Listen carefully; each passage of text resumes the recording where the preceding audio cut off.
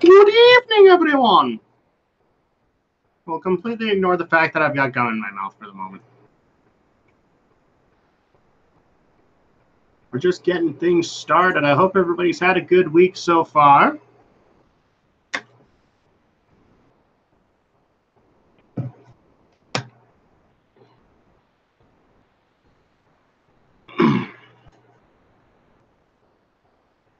Let's see if this is what I need.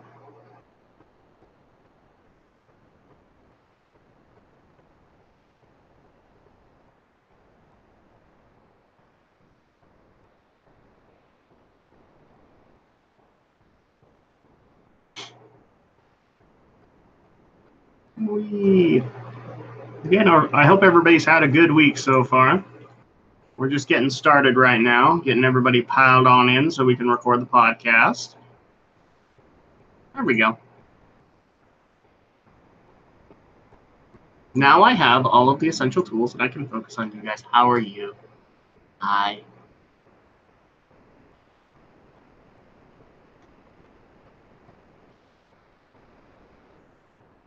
Guess I should check this really quick, shouldn't I? Yeah. Hello. There we go. People couldn't hear me before. Hello, everyone. Welcome. We're just getting started right now. We're going to completely ignore the fact that I have gum in my mouth because we're not live yet. And here comes the Shadow Blazer. Yeah, here I am. Who decided to come out of the shadows once again. The shadows that embrace him, so... Yep, that's me. Yep. That's me. Yep. Uh-huh. Uh-huh. Let's see. Anything else I need to take care of? I don't think so.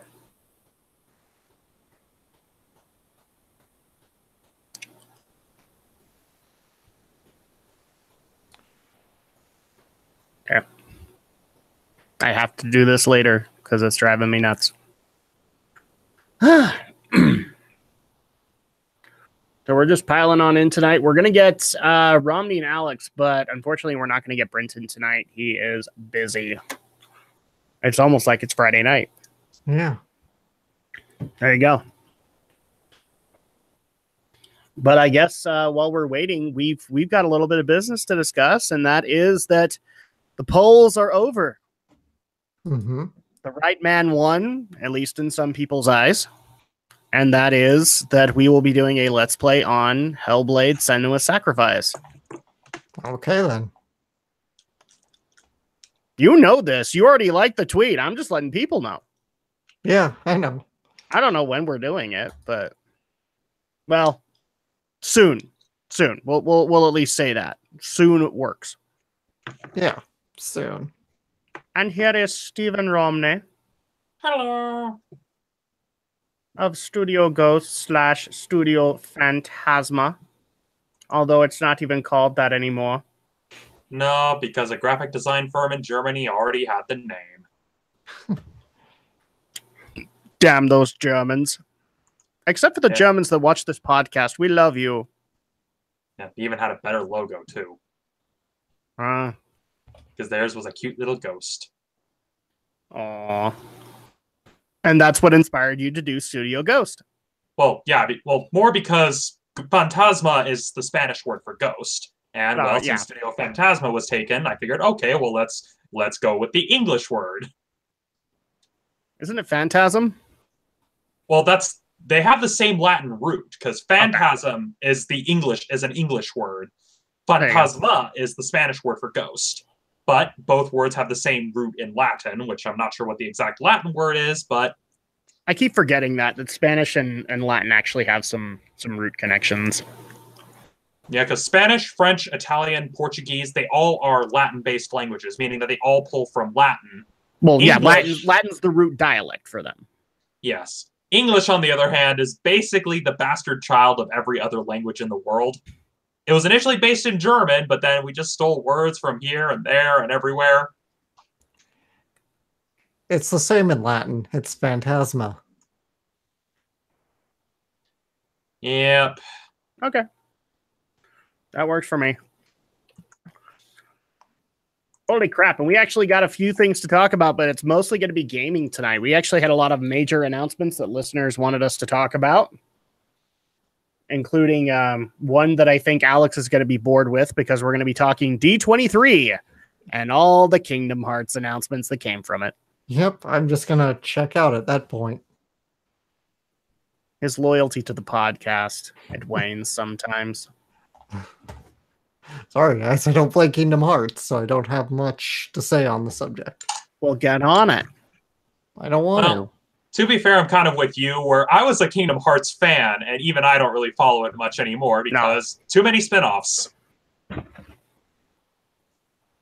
Well, it's also just too complicated. Yeah, I mean, I don't know if you guys saw like the tweet about it, but Aldo like posted a tweet of how a major revelation occurred in a spin-off title. And basically, here's the best way to summarize Kingdom Hearts. Kingdom Hearts, where all the important plot details happen off screen unless you buy the spin-offs. What was the thing that set you off? I don't remember. What was the game and what was the revelation that set it off? Well, spoiler alert for anyone who hasn't played Dream Drop Distance, they revealed that it's possible to bring someone back from being a heartless/nobody if you both destroy their heartless and their nobody, because Axel basically comes back and has a Keyblade. And at that point, I look at that and I'm just like, this is just, it's not even beyond the, it's not even just a case of, oh, well, people make DeviantArt fanfiction. Kingdom Hearts essentially is DeviantArt fanfiction at this point. Well, and it gets even more complicated because so Lee, because somebody's going to get mad if we don't call him right, including my wife. My wife will literally beat us both if we don't say the name right. Lee is one of the 7 lights, but they actually did have another organization member return in Kingdom Hearts 3, and he is not either a light or a darkness. Because, of course.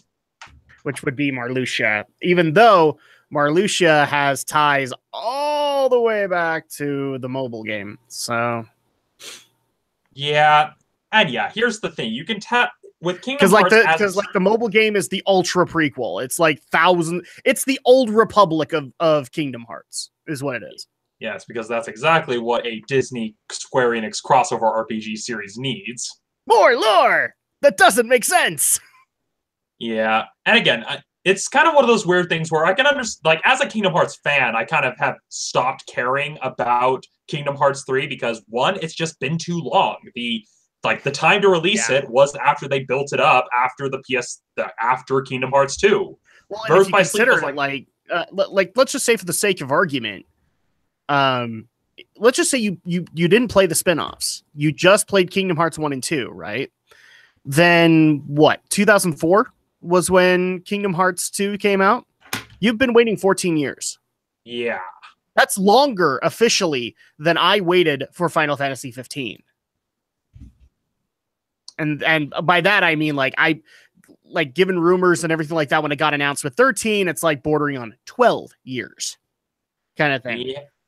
And plus with so much stuff that happened, because we saw early signs of this with Kingdom Hearts 2, where suddenly Chain of Memories was actually an important part of the story, even though it was just meant to be a spinoff. But because Nomura wrote himself into a corner, he's just like, well, let's just explain that, yeah, Chain of Memories is actually kind of important now. And then came Birth by Sleep. I was actually going to ask you, did you see the tweet that went out? I don't think I have. So one of the things that it wasn't Nomura, it was one of the developers that hinted at this at D23. So it's something that Nomura wants to do, but it was a developer that told us about it.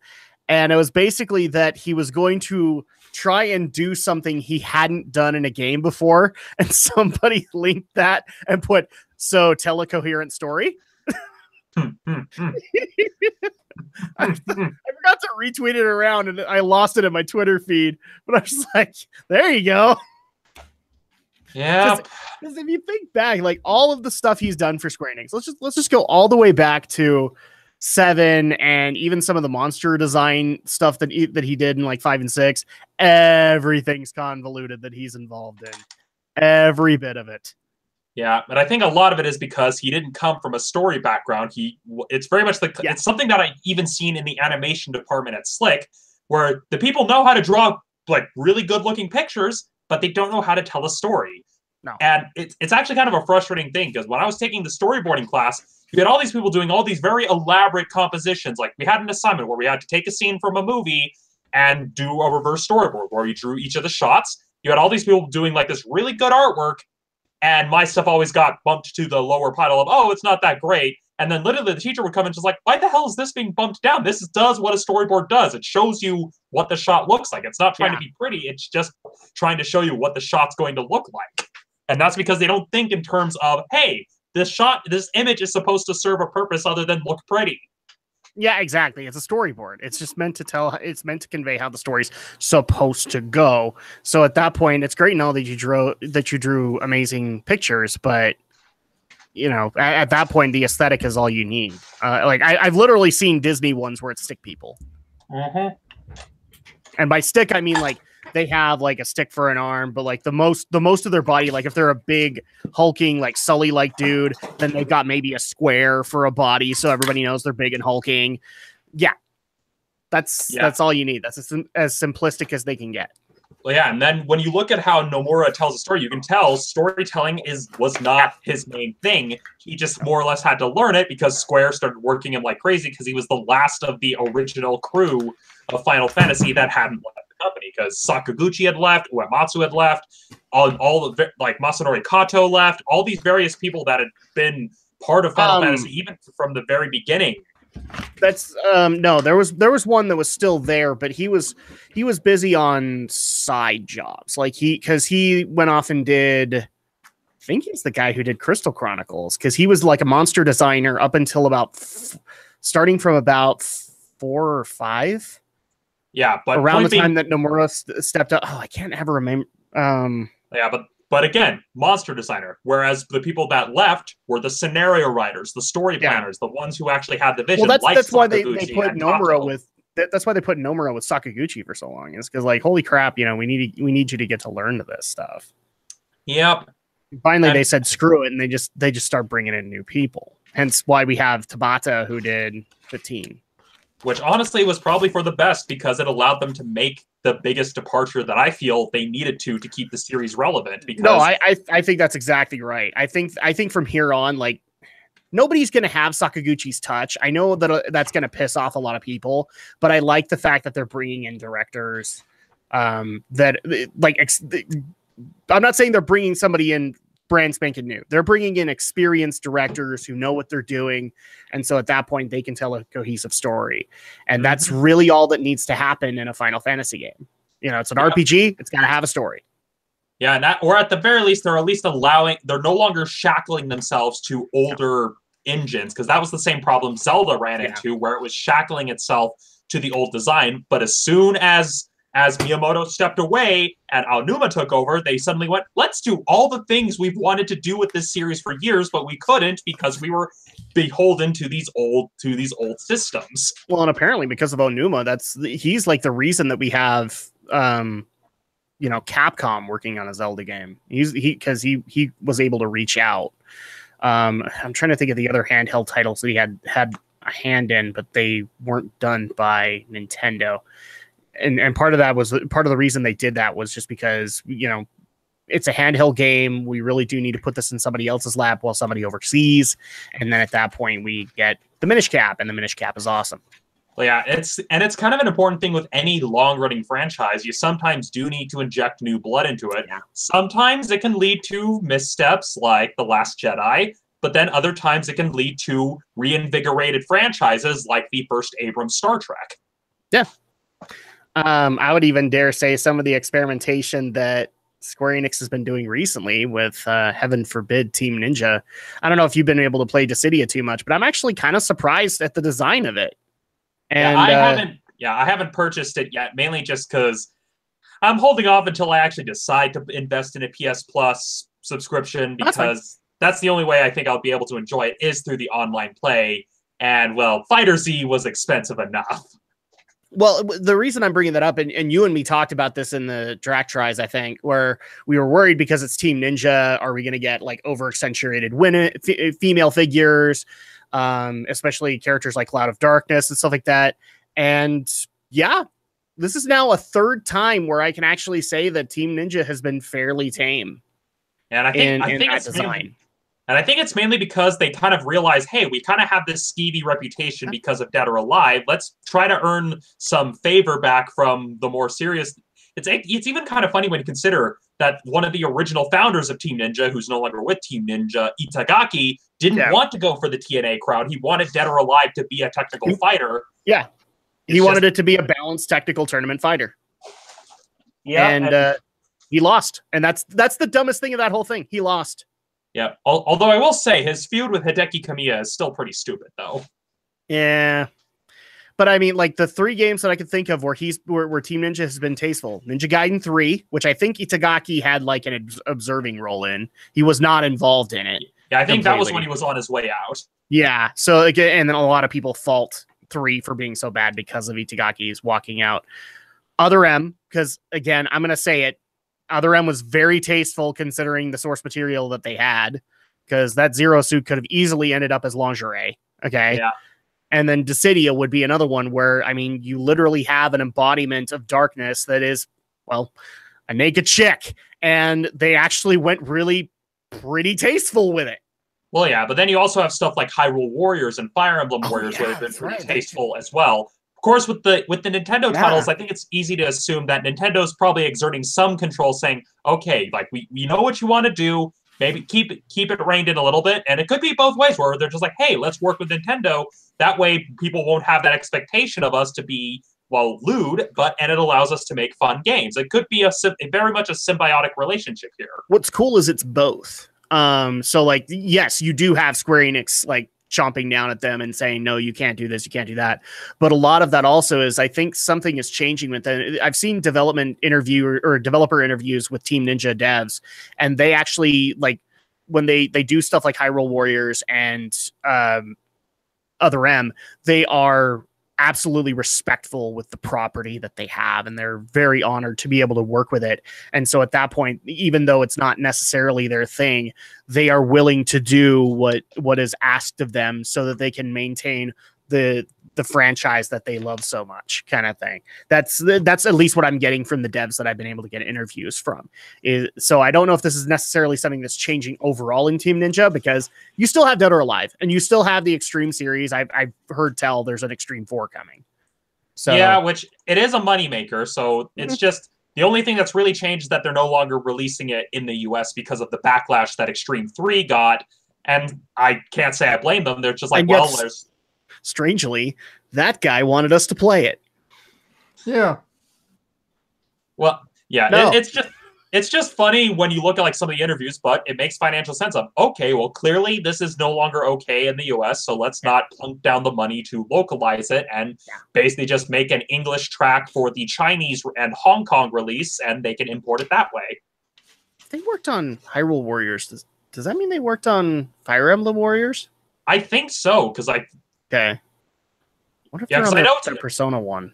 Well, because I know Koei Tecmo owns Team Ninja, and that's why they work on the Warriors series, so... Yeah. Because Koei is the big guy behind that, so Koei Tecmo puts them in charge, and... Yeah, I actually completely forgot about that. They were really respectful with the Zelda series, and yeah, it actually makes me wonder if... I think they're probably involved with Fire Emblem Warriors, but I wonder about that Persona 1. Well, I don't know who's making that. Well, yeah, plus with Persona, that raises it to the other side of the coin, considering the designs are meant to be specifically salacious when you consider the lore of the various demons involved, especially Mara. Like, really, especially Mara. Like, people, if you're gonna Google Shin Megami Tensei demons, make sure you're at home. Don't do it at work. You're going to raise a bunch of awkward questions. You'll get security at your desk. I wish I was exaggerating, to leave. Well, yeah, especially because, again, Mara is the one that people often bring up, but a lot of the designs, many people think, oh, it's pointlessly salacious. But the thing about Shin Megami Tensei is the developers do their research into the various demons. They don't just, oh, we're just going to take things here and there like with Evangelion. What they do is they actually research the lore and use that lore to inform the designs. And it's just fascinating. I'll spend like hours reading the bestiary in Shin Megami Tensei 4, just seeing how deep they went to research some of these demons. Even like from Mesoamerica, from India, they go in depth. It's fascinating. I only know this much is like a lot of Shin Megami Tensei Persona stuff that's ever been sent to me is very big penis demons. That's Mara. That's the demon Mara. Yeah. I mean, I've seen like, I want to say like there's succubi or something like that, where they have like the dominatrix gear and stuff like that. But most of the stuff that people send to me is penis demons. Yep. It's like, I don't know if I want to play Persona now. I don't want to play with a penis demon. Yeah, well, if you don't necessarily want to play the Persona series, well, the main Mega 10 series that's what I would recommend.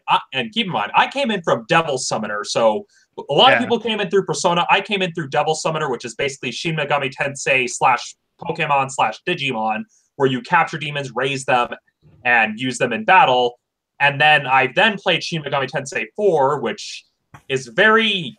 I wouldn't say deep, but it's a very complex game story-wise, and a good kind of complex, but not very accessible to get the other two endings because of the literal hell you have to go through to get them. Very cool. All right. Well, I hate to cut this short, but we actually do need to get this show on the road. So let's go ahead and get things going. Sound speed. I know when you guys are good. Good, go. 3, 2, 1. All right. Just bring everything back up so that it's all working. Okay. There we go. Greetings once again, my friends, and welcome back to Geek News, Reviews, and Opinions, the podcast where we talk the week's events in Geek for Friday night, February 16th, 2018. I am your host, Adam Mickelson, a.k.a. Drac. I hope everybody's had an awesome week so far. It's been a very busy one for gaming, not so much for entertainment, and that's what we like. And especially we like this because we don't have any negative here. Maybe a little bit, but not so much with the Logan Pauls or anything like that. So we get to have a good night tonight, everybody. K2SO has the night off. And I'm going to regret that later because eventually we're going to need him. But in the meantime, though, I am being joined by my panel of fellow YouTubers, fellow geeks, fellow awesome guys in general. And if you're not following these guys' YouTube channels, you should be, darn it. And we're going to start things off with the Shadow Blazer himself, who has decided to come out of the shadows where he was watching his endless marathon of Card Captor Sakura to get himself back up to speed for the new rebooted reimagining series. Alex, how you doing? Okay, first of all, it's not a reboot or a reimagining. It's a sequel. Second of all, I'm doing well, thank you, but it's been a crazy week. Hashtag don't care. Well, you don't have to care, but you should at least get it right. Get your facts straight. How about I'll watch it when I want to? And we're also going to watch it. I'm just saying, get your facts straight. Yeah, he's got you there. How about no? Just because I get you out of the shadows every week. Anyway, we also do have Stephen Romney of Studio Ghost, Utah, of From the Shelf. Again, I want to say it, but it's not there. Rhapsody in Cinema, Monster Clash, and whatever you decide to film on any given day. Romney, how you doing? I'm doing pretty good. It's been a moderately okay week, although, unfortunately, a video that I was planning to have ready for this Wednesday, I dropped it into my editing program and found out that all of the footage was out of focus. Ouch. Yeah, I saw this tweet, man. That sucks. Yeah. 3 hours. 3 hours worth of footage. All useless.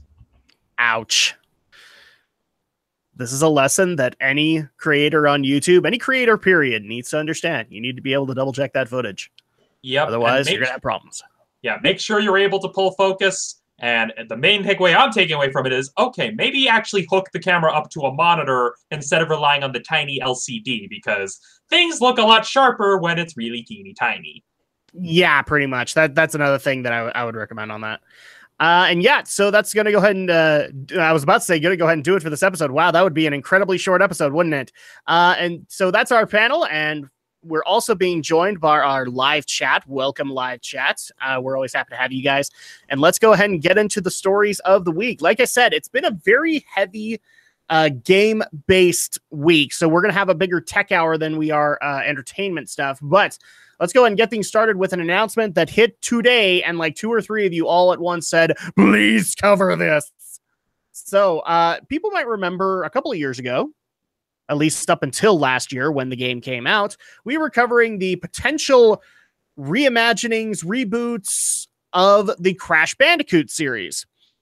And everybody was excited when the Insane trilogy finally came out and you're able to get it into your hands. Well, apparently it's been successful enough that now we're going to get another remaster in a trilogy form, this time with the other PlayStation mascot, Spyro the Dragon. I think he got announced today that they are going to be doing Spyro the Dragon, Ripto's Rage, and Year of the Dragon. So the original trilogy, the games that everybody tells me are good. I swear, like everybody says, don't go past Year of the Dragon. Everything else is horrible. But they're going to do a trilogy very much in sync with the Insane trilogy for Spyro, basically rebooting the games, bringing them up to newer standards, everything like that. And it looks like it's going to be coming out. They're saying this year, but I have heard speculation that they are planning on like 2019 as well. So with that, let's go ahead and get into our opinions here. I'm excited for it, even though I hate to say this, I'm not the biggest Spyro fan. I have since played Spyro 1 and 2, and I'm not saying that they're horrible, but they are collectathon platformers, which aren't necessarily my thing. And I'm glad that you guys are getting what you want, but well, I don't know. Like even this announcement kind of makes me think, okay, maybe I'll try them again, and maybe with the facelift they'll be better. So at that point, I'm at least a little optimistic. What about you, Romney? Did you play Spyro as a kid? No, my family backed the N64 during the console wars, so we didn't really get access to Crash or Spyro. Not even when we got the PS2 the following generation. So that was we were backing the other horse in that race. Yeah, so at that point, like, you haven't had access to any Spyro game that came later? Basically no Spyro, no Crash, none of the main. I think the only Naughty Dog property I've ever played has been Uncharted, and that's it. Well, it's Insomniac, so this would be the same people who made Ratchet and Clank, and this was like their early deal, I think. Well, is it Insomniac? I think it's Insomniac. I thought Insomniac was responsible for the new stuff. No. Because Naughty Dog is Crash. You're right on that one. But Spyro is a different studio. Let's see. Spyro, Insomniac games from 96 through 2000, Digital Eclipse 2001, 2003, Equinox Digital in 2002. Check 6, 2002. It probably just depends on the game, but yeah, they've had quite a few different developers throughout. Yeah, so it started with Insomniac, but now they have something in common because they're both owned by Vivendi Games. So Crash and Spyro are owned by Vivendi. That's how we can do this. Yeah, and I remember even back then, like, as I remember there, and this may just be me mixing a bunch of memories, but I remember back in the day when McDonald's had like the toys, they had like McDonald's toys that were both Crash and Spyro, like they were advertised together. Because I think by the time they did that they were Vivendi properties at that point. Well, yeah, because I know that the games do reference each other a number of times. I'm not sure like the specifics of it, but I just know that was something that they did. So in my mind as a kid, I always kind of lumped them both together as, that's those things, but I was clearly in the Smash Brothers Ocarina of Time camp. So, and even the newer stuff that Insomniac has done, I haven't really, unless the Ratchet and Clank movie counts. I will at least say this. Naughty Dog can officially do something that Valve cannot. Can you tell me what that is, Alex? They can count to 3. No, in fact, this is what makes them different. They can count to 4. Because usually Naughty Dog doesn't go past 4 games. Okay. Uncharted doesn't count, people. I'm already seeing Phil. I can see you trying to bring in Lost Legacy here. No, doesn't count. Doesn't have a number on it. Not a 5th game. Just saying for the record there. Alex, what's your take on it? Like you're kind of being introduced to Spyro now because we do a Let's Play channel on the side and we have been requested to play Spyro. So at that point, like, and also you're a fan of collectathon platformers. You'll pretty much take them on. So what's your take on a revamped trilogy for Spyro the Dragon, a series you've never touched up until this point? I'd like to get my hands on this. I think correct me if I'm wrong. I thought I heard this. I could be completely making stuff up out of thin air for no reason, but the Crash Bandicoot Insane, it's not like stupidly hard, right? It's not like an upgraded difficulty curve for some reason. No, they didn't change the difficulty at all. So like I'm not the biggest Crash fan. I went to 1 and then I never went farther than that. So I'm having to rely on other people's testimony, but everybody that I talked to has said the difficulty of 1, 2, and 3 are very much intact. The only thing that makes them harder is they added some unfinished DLC levels that are insanely difficult. Okay. That's it. But the only reason that people wanted those was because there were demo discs that had them. Right. Okay. But yeah, so I'm interested considering I missed out on PlayStation's early attempts at platforming. By the time I got a PS2, that era pretty much faded away and was mostly relegated to Nintendo. And so yeah, Spyro, I remember the commercials very vividly as a kid. Yeah, I remember the whole, like, the sheep protesting Spyro because Spyro would burn their fur off. It was funny commercials back then. So, yeah, I'm very interested in getting Spyro. And now, seeing as we're going to look into Let's Playing that game for our channel, I think the remaster would be a good place to start. I know a few people would like us to do the original. It might actually be a really cool thing to do the original Spyro and then go into the revamp. I don't know. We'll figure that stuff out as we go along. But we actually did get an answer from our live chat on the matter. The only thing that changed in the Unseen trilogy was lighting. The difficulty remained the same. So at that point, that's really all the changes. Okay, that's good. Just simple graphical upgrades. That's nice. Yeah. So and also maybe to make the levels a little bit easier because you can see what you're doing. Kind of thing. So unfortunately, there's not too much to go on to this one, but I am going to go into the speculation because this has been a listener question. Do we actually think this is coming out in 2018 or do we think it's going to get pushed to 2019? Remember, Insane Trilogy, it had about a year before, like, because it was announced in June and then it came out the following June, I believe, because it was announced at E3. So, I mean, if that's the case, if they can do that in a year, then I guess I don't have an issue saying that, but considering we haven't seen anything on this is just a paper announcement on Twitter. It's tougher to call, for at least in my eyes. What about you guys? Yeah, I'd say I'm kind of in the same boat, just considering how long it takes for remasters to actually be made. Because a lot of people may think, oh yeah, they can just rebuild all the assets, but it takes a lot of time where you have to, like, first you have to build it, then you have to test it, you have to make sure it's actually going to port properly, and accounting for the changes in controller design in a number of years. That was one thing the Rare Replay has problems with certain games that were designed for the N64 not really transitioning to the Xbox One particularly well. Yeah, and so, like, if we get it in 2018, it is going to be like late 2018. Like holiday season at the earliest. Which would make sense. I believe a lot of Spyro's release dates have been holiday. So at that point, that might actually be worthwhile. What about you, Alex? Are you thinking it's a 2018, it's sealed as a 2018 thing, or do you think it'll be in 2019? It's video games. Anything can happen, really. I mean, they can say 2018, but stuff might happen and they push back. I mean, obviously the game's probably been in development for a good year or two by this point. Usually they start these things long before they announce them, but usually there's always exceptions. But yeah, it's just really either or is going to happen. We'll just wait and see when we get something more finite. Yep. So yeah, there really isn't too much to go into the story. So we're going to go ahead and move on into the next one, which is, again, a little bit more speculation, but in a recent interview, Final Fantasy 15 director Hajime Tabata just recently commented on what he thinks the next generation of consoles is going to be looking like. Specifically, the article that we're reading off of from wolfhall.com is talking specifically it would be a PS5 or an Xbox 2, but they go into the opinion of Tabata, who is basically saying he doesn't think that the next generation of consoles is going to be what we think it is, specifically in the fact that it probably won't be physical boxes anymore. It'll probably go along the lines of cloud-based operating systems, and in fact, probably even a bigger jump into subscription gaming is basically his theory.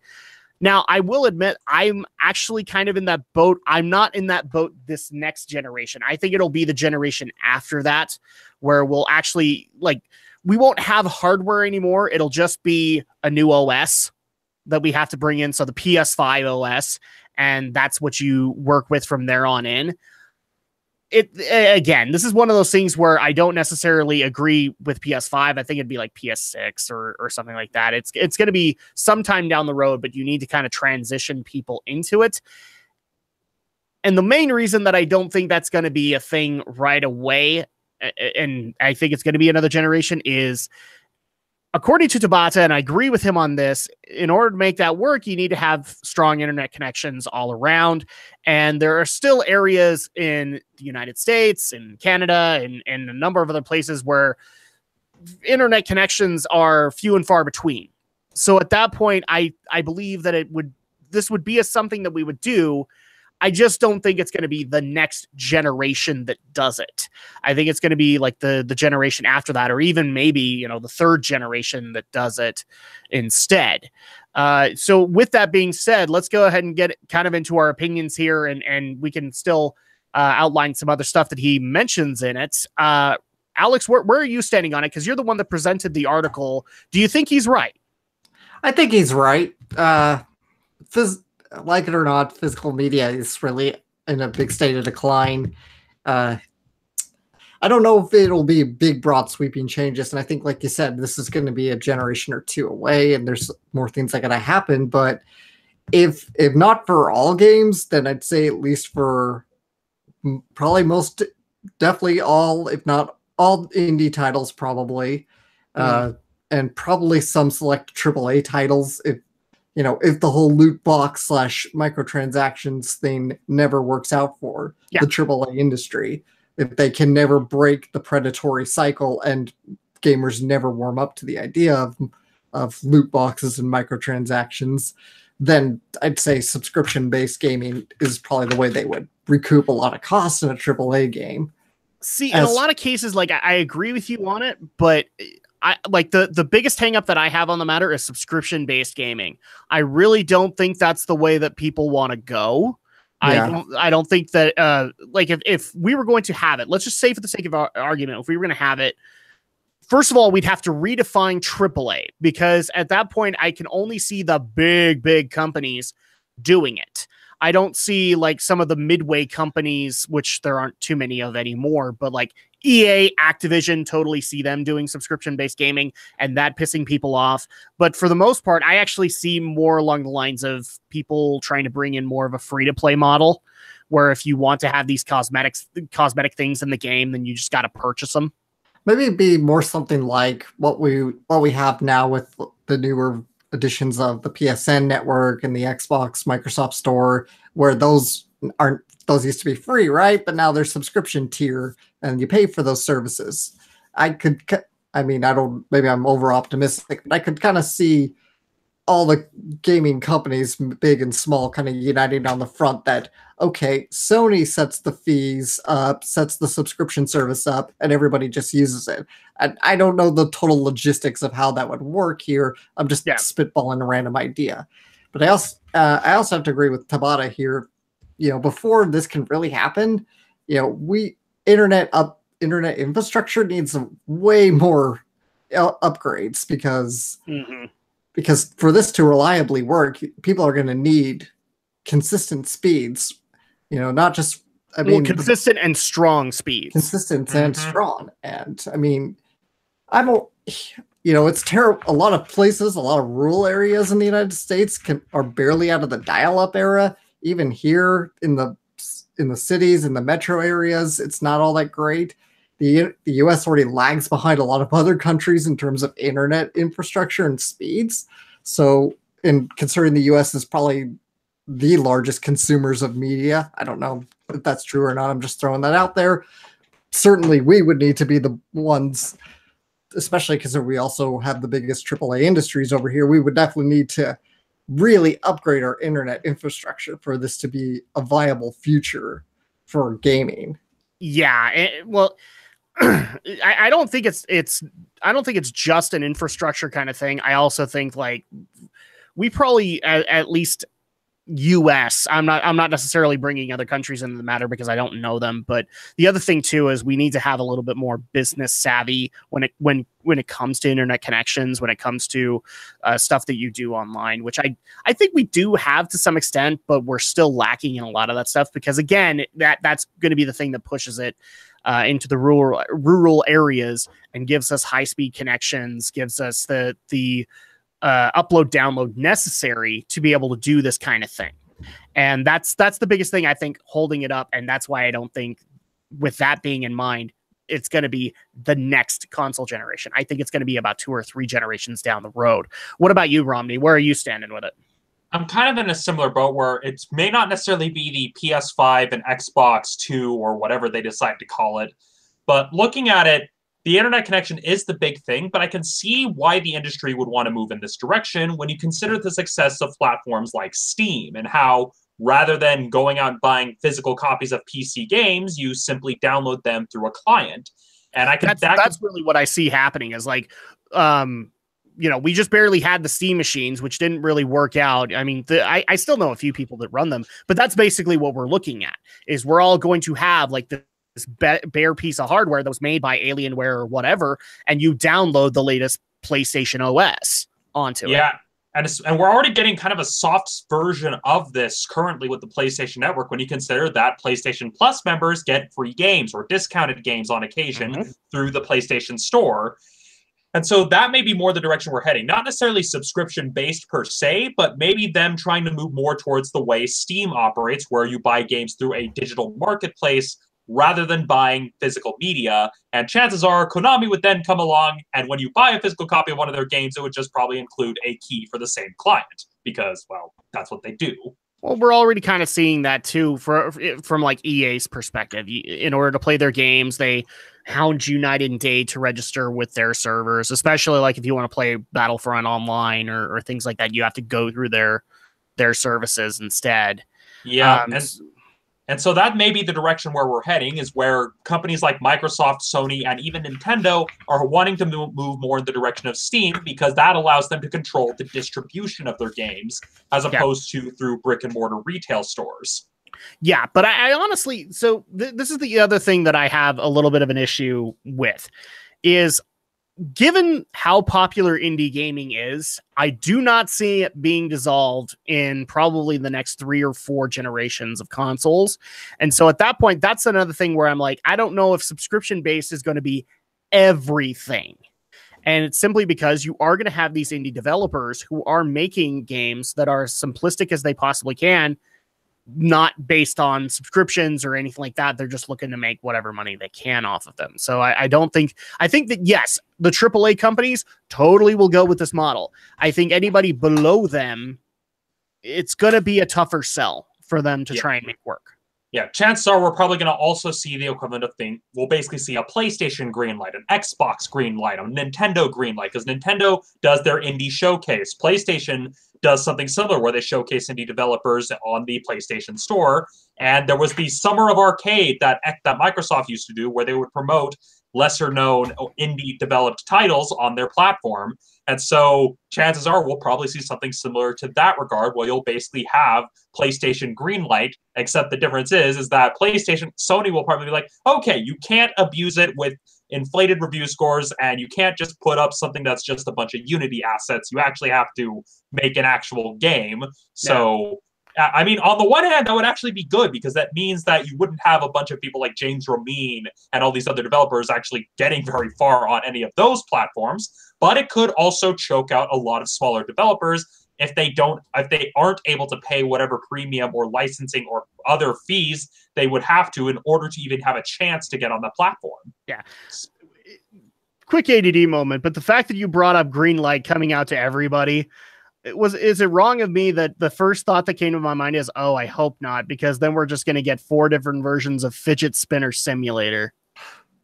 Well, see, again, I think with more quality control, especially Nintendo would definitely assert a lot more quality control.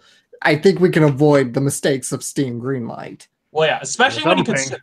Well, yeah, and we've seen this before because when you consider how Bethesda had to make a lot of changes to the way mods work in order to allow PlayStation players to add mods to the PlayStation version of Skyrim, that infrastructure is already in place. Microsoft tends to be a bit more hands-off, saying, okay, yeah, you can do mods, it's your game, you can modify it, we'll just disable achievements. But Sony, they wanted Bethesda to literally test out every single mod a player ever uploaded before they would allow it. And luckily, Bethesda was able to talk them down, but that is the level of quality control Sony would want to exert as well. So it's not that far-fetched to see that, hey, you're not going to get the likes of Digital Homicide on these console-exclusive client and platforms. So while we're discussing this, we do have a live chat being brought in here, and I think they actually make a couple of really good points. First of all, with the online stuff, you need to look at how Japan and South Korea have pushed to run beyond LTE for cellular formats. Yeah, there's definitely a lot of markets where we need to look how they handle the internet. The other thing too is so our buddy Jiro is actually saying, I think cost will be the limitation. Cost of consoles and cost to build whatever the next console costs to make. I agree with you guys, especially when we're looking right now at the current day GPU problem, where it's insane to try and buy a GPU these days. And the sad reality is, like, I'm actually kind of sitting here twiddling my thumbs waiting for a price decrease because my wife's in serious need of an upgrade on her PC. I don't see it happening anytime soon, but yeah, that's definitely going to be something that we have to consider, because with a new console comes new hardware, new stuff that's got to be newer, shinier, better, and be able to do an even higher resolution. Well, yeah, especially when you consider what happened with the initial launch of the PlayStation 3, where it tried to have the PlayStation 1, PlayStation 2, and PlayStation 3 hardware all in one console, and one, it made it incredibly expensive, and two, it gave it the ability to catch fire. Yeah. So that's something we've seen happen before. Very cool. So at that point, there really isn't too much to go into this, but I think a lot of awesome opinions have been brought up. So just to kind of wrap things up, and I'm even going to ask the live chat, just in their theory, like, are you agreeing with Hajime Tabata where it's going to be next gen that does this, or do you agree with, like me, where it's going to be 2 or 3 generations down the line? And let's just kind of go down it. Alex, where are you standing? I think the next gen, we might start seeing some early trickles of it. I don't think we're all of a sudden going to jump straight to cloud. No, yeah, you got to transition. You got to transition. It would definitely be a transition. We'll probably start seeing some hints of that in the next gen, but I think it will be another few generations before it really starts to take on as a primary method. All right, and Romney, where are you standing with it? Well, like I said, I think a lot of console manufacturers are hoping to emulate what Valve has with Steam because of how successful that's been, especially since it'll drive down the cost of manufacturing discs and shipping those discs to brick and mortar stores. And so I'm with you in that it'll take a couple of generations, but that's what I think that's more the end game. Not so much necessarily where it's cloud-based, but more where you're going to buy games through a client on the console rather than in a brick or mortar store or even an online retailer like Amazon. Yep. All right. And so let's go ahead and move into the Nintendo talk of the evening, because bottom line is, even though we have a story after it, there was a lot of Nintendo stuff that has been happening over this week and last week that we either didn't cover or we're bringing up to speed. So the first thing that we need to get into, this was literally brought up last week, is that we have officially found out the developer for Metroid Prime 4. A lot of people were assuming it was going to be, I believe it was Retro Studios they were assuming was going to do it, or whoever did Donkey Kong Country Returns. So they thought that they were going to be coming back. It turns out that they actually it's going to be developed by Bandai Namco, of all places. Bandai Namco, what I find interesting about this is that, correct me if I'm wrong, I actually had to go into, and in fact, Alex, if you could do this, because you're kind of a research guy, go into Bandai Namco's, into their library and see if you can find FPSs that were done by it. Because when I actually looked this stuff up, they don't have too many FPSs under their under their banner. So that makes that has actually sparked a little bit of a conversation from other people going, okay, if they're really not experienced with FPS, could we actually be looking at something like Samus Returns here, and we're going into another kind of format? And the ones that have been brought up are Bandai Namco could possibly, I think they've been a publisher at one point, but we could be looking at like a Dark Souls-esque Metroid game. We've also heard tell that they may try to do the Other M formula again. A number of other things, or they might actually just try to do an FPS with the lack of experience. We now have like a big vat of possibilities here that Metroid Prime 4 could eventually become. And I will actually say, like, for me, I know a lot of people are kind of sitting there going, scratching their head going, why Bandai Namco? I'm at least optimistic about it because I haven't necessarily played a bad Bandai Namco game in a while. Well, so another thing to consider is that Nintendo's worked with Bandai Namco before. I mean, most notably, one big collaboration was Super Smash Bros. For Wii U and 3DS. Bandai Namco helped develop that game since that's where Sakurai is working now. And so no doubt they figured, hey, this worked out really well for us. Why don't we give them the reins to handle Metroid Prime 4? And to kind of clarify, it's not specifically Bandai Namco, the main company. It is specifically their Singapore branch, which is Singapore branch. Which this very much communicates a sense of, okay, it's a new branch of the company. This is the first major project to kind of put them to the test to see if they can actually do it, which can either be a good thing or a bad thing, depending on who you ask. Well, and the other thing, too, that's interesting about that, at least with the article that we have, is that not the entire team isn't filled yet. We do have open positions. So at that point, you could actually look at some left hooks being thrown at you via game. I'm not sure the exact position, but let's just say for the sake of argument, Ryder's one of them. Okay, you could bring in a left hook from a really great game writer that's never written Metroid before but really wanted to, or a game director, say, I don't know, I'm throwing this out here, Itagaki or Hideki Kamiya, like that could get brought in, and that could be the game director. Holy crap, man. That actually makes you kind of wonder, okay, what kind of game could this possibly be? Yeah, honestly, out of the various names, one that I think would probably be more fitting would be Shinji Mikami, just given his work with Resident Evil. I mean, Metroid was inspired by Alien, so having a bit of a horror twist to the Metroid series probably would work. Yeah. Well, they've always tried to have some kind of an isolated / horror kind of feel, so adding a little bit more horror, it's definitely something that they could do. I mean, Other M tried, they failed, but they tried to implement a little bit more of an alien kind of vibe. Yeah, of course. Now I'm just imagining, so does that mean that we may risk having Samus being chased around a ship by Jack Baker? See, and the funny thing is like, I actually brought this up with a few friends of like, we could actually see a revisiting of the Other M formula, and people that I talked to went, no, it couldn't possibly be that. And I'm just like, well, what's the difference between Other M and Dark Souls, really? Because when you look at how those games would be designed, not a whole lot of difference, except in my mind, Other M is probably a little bit more fast-paced than Dark Souls is. Well, the other major thing is that Dark Souls actually has a plot that actually makes sense. Even if it's told in a very convoluted way, it still makes more sense than what we got in I don't know, Romney. I've tried to understand Dark Souls for a while now. Every time I want to get out of Dark Souls, it brings me back in. And I still don't understand what the hell's going on in any of those games. Yeah, but at least they're not forcing a bunch of mother metaphors down your throat as Other M does from the word go. I can't disagree with you on it.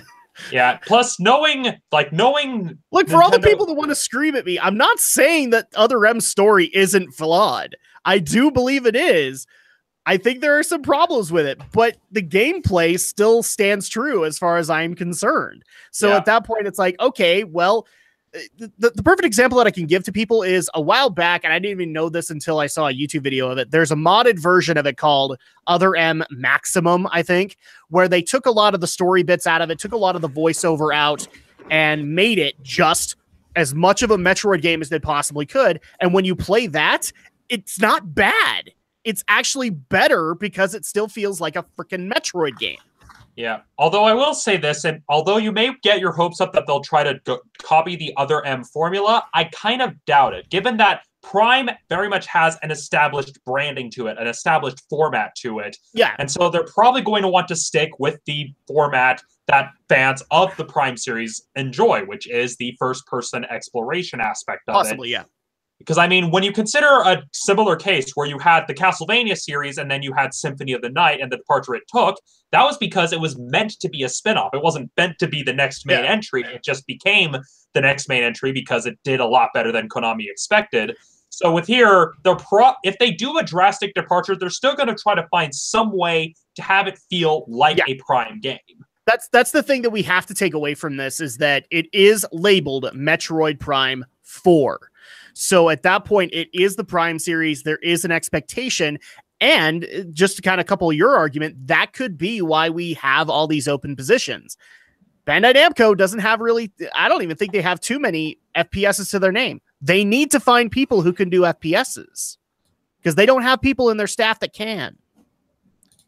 So at that point, that might be why we have all of these openings, is because they need to fill in those gaps so that they actually can do this.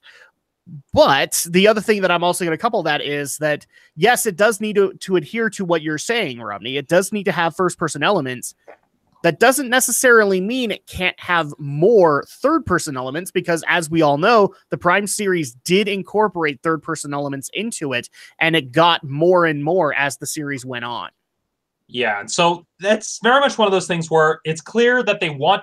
It's kind of one of those things where they're caught in between. They do need to adhere to some aspects of the brand because that's what's going to get the old players to come back, but they'll also want to innovate, to do something that's new and different, lest you end up basically stagnating the franchise. Now, some people may want things that are exactly the same, and that may work if you're, say, Activision, but given that Nintendo and Bandai Namco are working on this, it's very much one of those that maybe is why they're thinking, hey, let's just throw caution to the wind and give it to a brand new team, because that's what Nintendo did with Metroid by giving it to Retro in the first place. Was, hey, let's take this title, give it to a new studio that we haven't tested before, and see what they do with it. And that's how we got the Prime series. That's exactly right. I mean, if you look at it, Nintendo's had the most luck when it comes to bringing brand spanking new teams into things.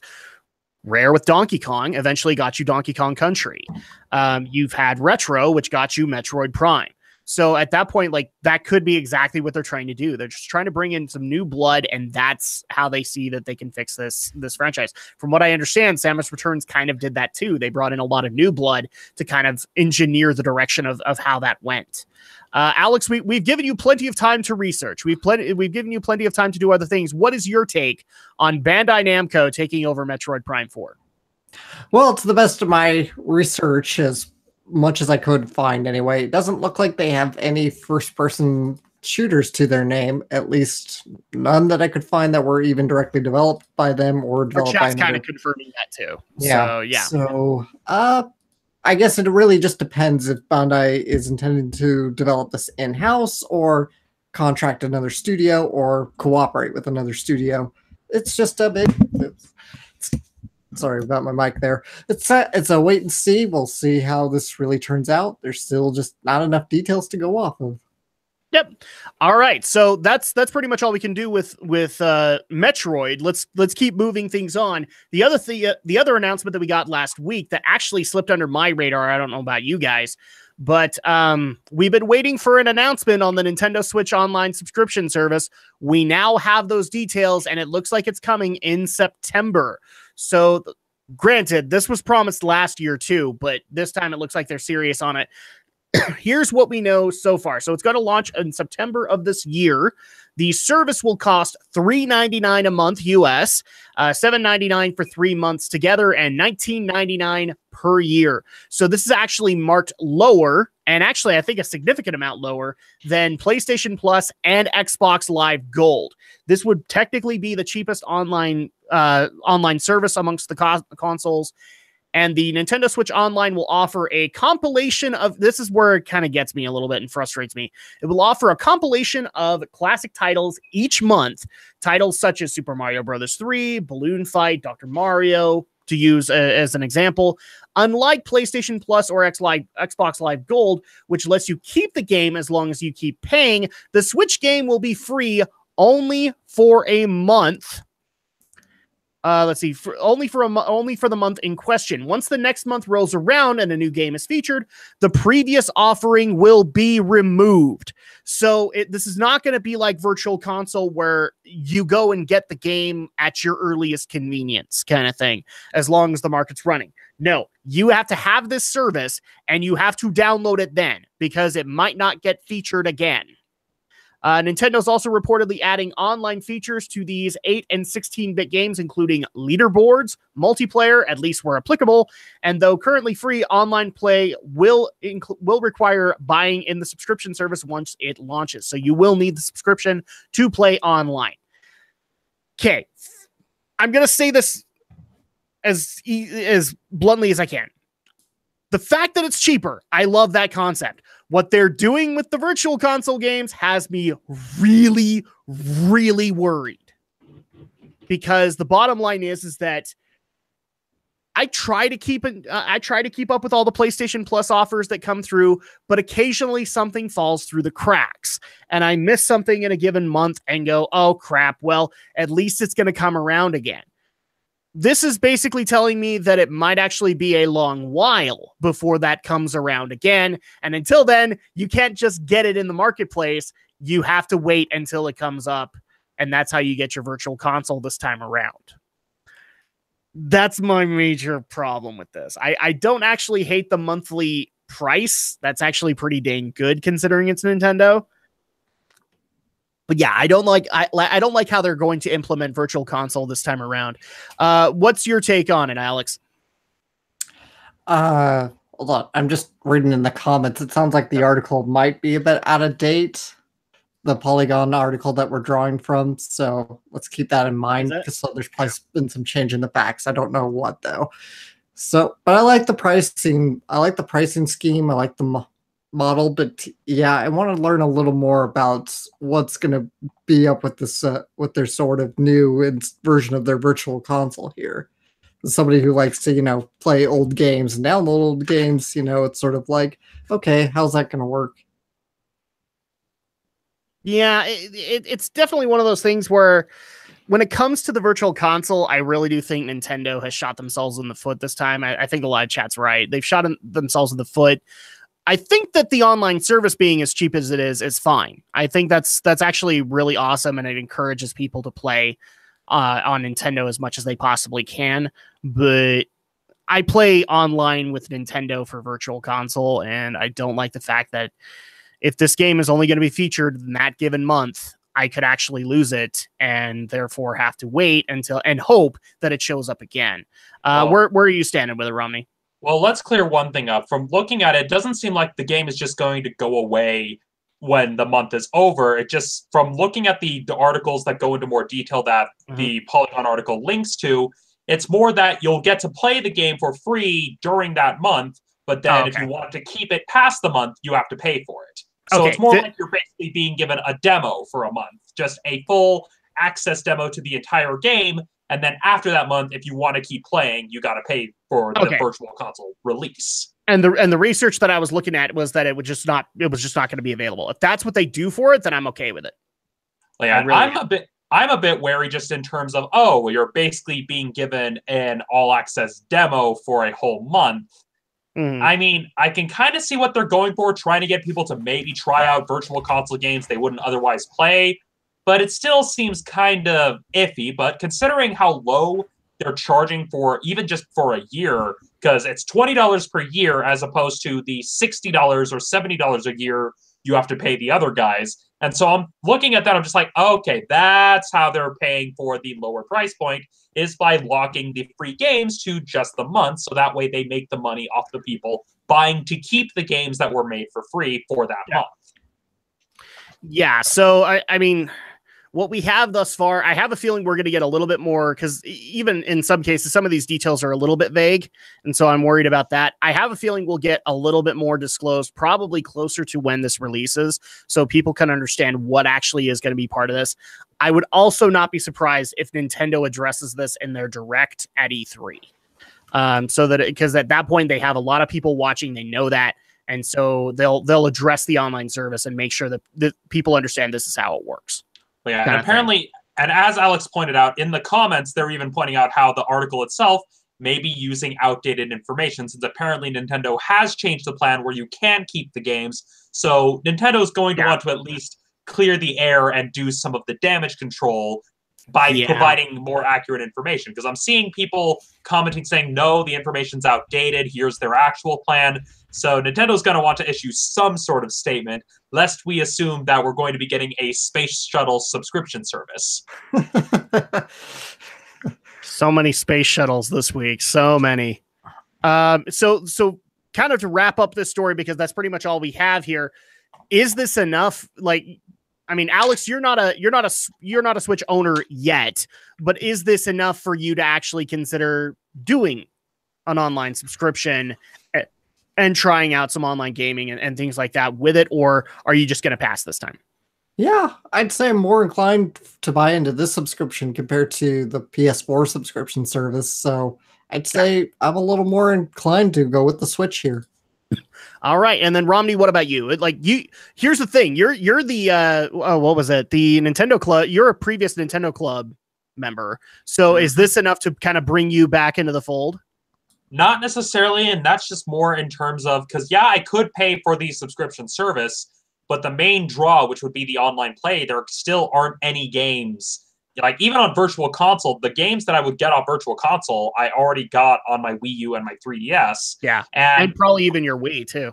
Yeah, and as for online play, there still aren't any games out for the Switch that have drawn me in, because I have no interest in Super Mario Odyssey. I can get Breath of the Wild for the Wii U, because I still have my Wii U. And so I'm still in the camp of, there's still nothing really there that's appealing to the type of stuff that I want to play yet. And it's good that they're finally announcing this, and it actually is a pretty good price point, but there's still nothing really drawing me in that hasn't. It's very much, I'm still waiting for a title that will actually make me want to play it on the console. I will say, at least in my opinion on this, given the price, that's actually really, really good. But I'm more along the lines of what the chat's actually saying is like, we need some heavy damage control here, Nintendo. We need to have an actual direct where you explain this and where we understand from there on in that's how it works, kind of thing, like an unquestioning kind of narrative. And then at that point, I'll probably be a little bit more on. The other thing too is that it just depends on the games you feature on there, because some of those games, Romney kind of pointed it out. I have them on Wii U. I have them on Wii. And unless you, the only one that I could honestly say, like right here, right now, I would buy right off the bat is probably Pokemon Puzzle League, just because I want that on Switch. My Wii's dying, and so at that point, I would really like to own that game. But that's it. It's really like I can't really think of anything else on Virtual Console that I don't already own on another Nintendo console, kind of thing.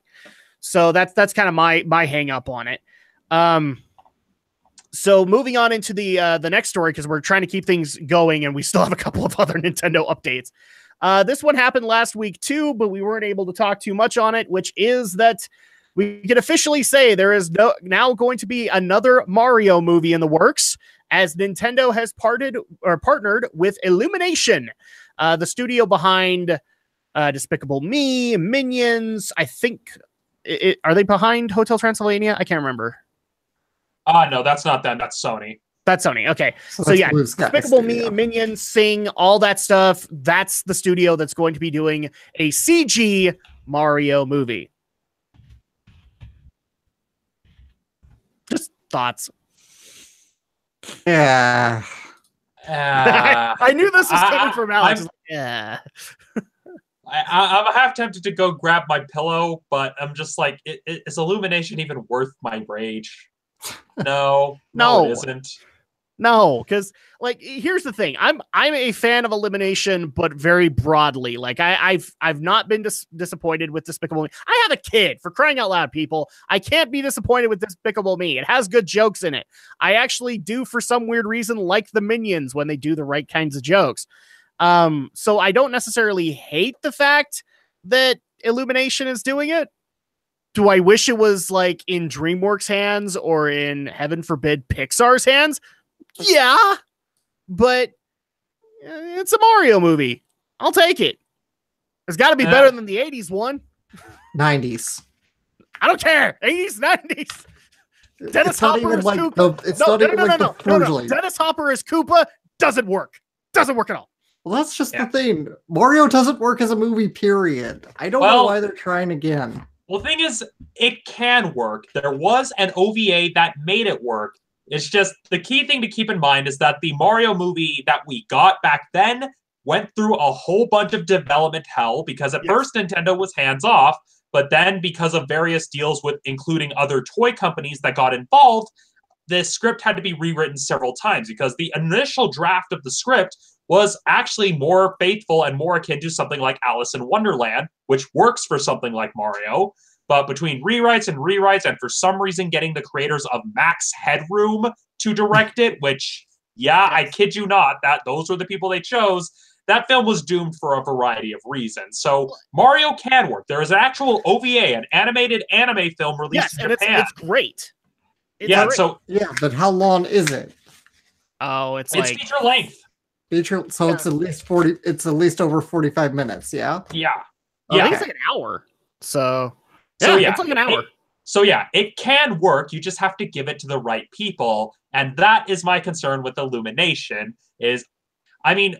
Of all the things, Mario, I wouldn't necessarily want to give to them something maybe like trying to think of a franchise that would actually fit. If you say Zelda, I'm gonna have to jump through the screen. Oh hell no! No, not that you want to give someone like Weta or something. I'm thinking like maybe something like Chibi Robo, maybe Animal Crossing. That I can see going to Illumination. Yokai Watch, something like that. Yeah. Yeah. Well, Yokai Watch already has its anime TV series. Yeah. But something like Chibi Robo, which would have the easiest models to animate, which would fall right in line with Chris Meledandri's methodology of the films he makes at Illumination.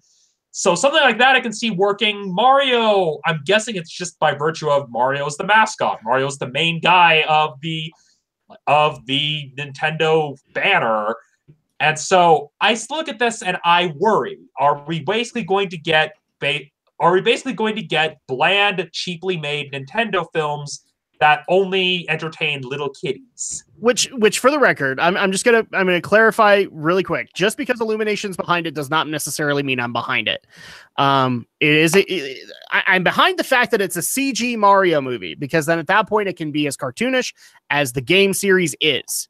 All right, so at that point, that's my only beef with it. I don't want live action. I don't want a new take on it. I want Mario Galaxy the movie kind of thing. I want that kind of animation to be able to work. Is Illumination the ones to do it? I don't know. We'll have to wait until we actually get a trailer for it. The other thing that I'm actually very happy on the matter is, because you kind of brought it up, Alex, Nintendo wasn't really involved with the previous one. They are involved here. And in fact, we actually have gotten confirmation that it looks like Miyamoto will be brought on as an advisor for it so that we can make sure that everything stays on course. And Miyamoto apparently has, we do have an interview where he's basically said, I've been wanting to do a Mario movie for years. Because basically when we make a Mario game, it is a movie. That's what we're going for. So at that point, it's not necessarily that much of a stretch.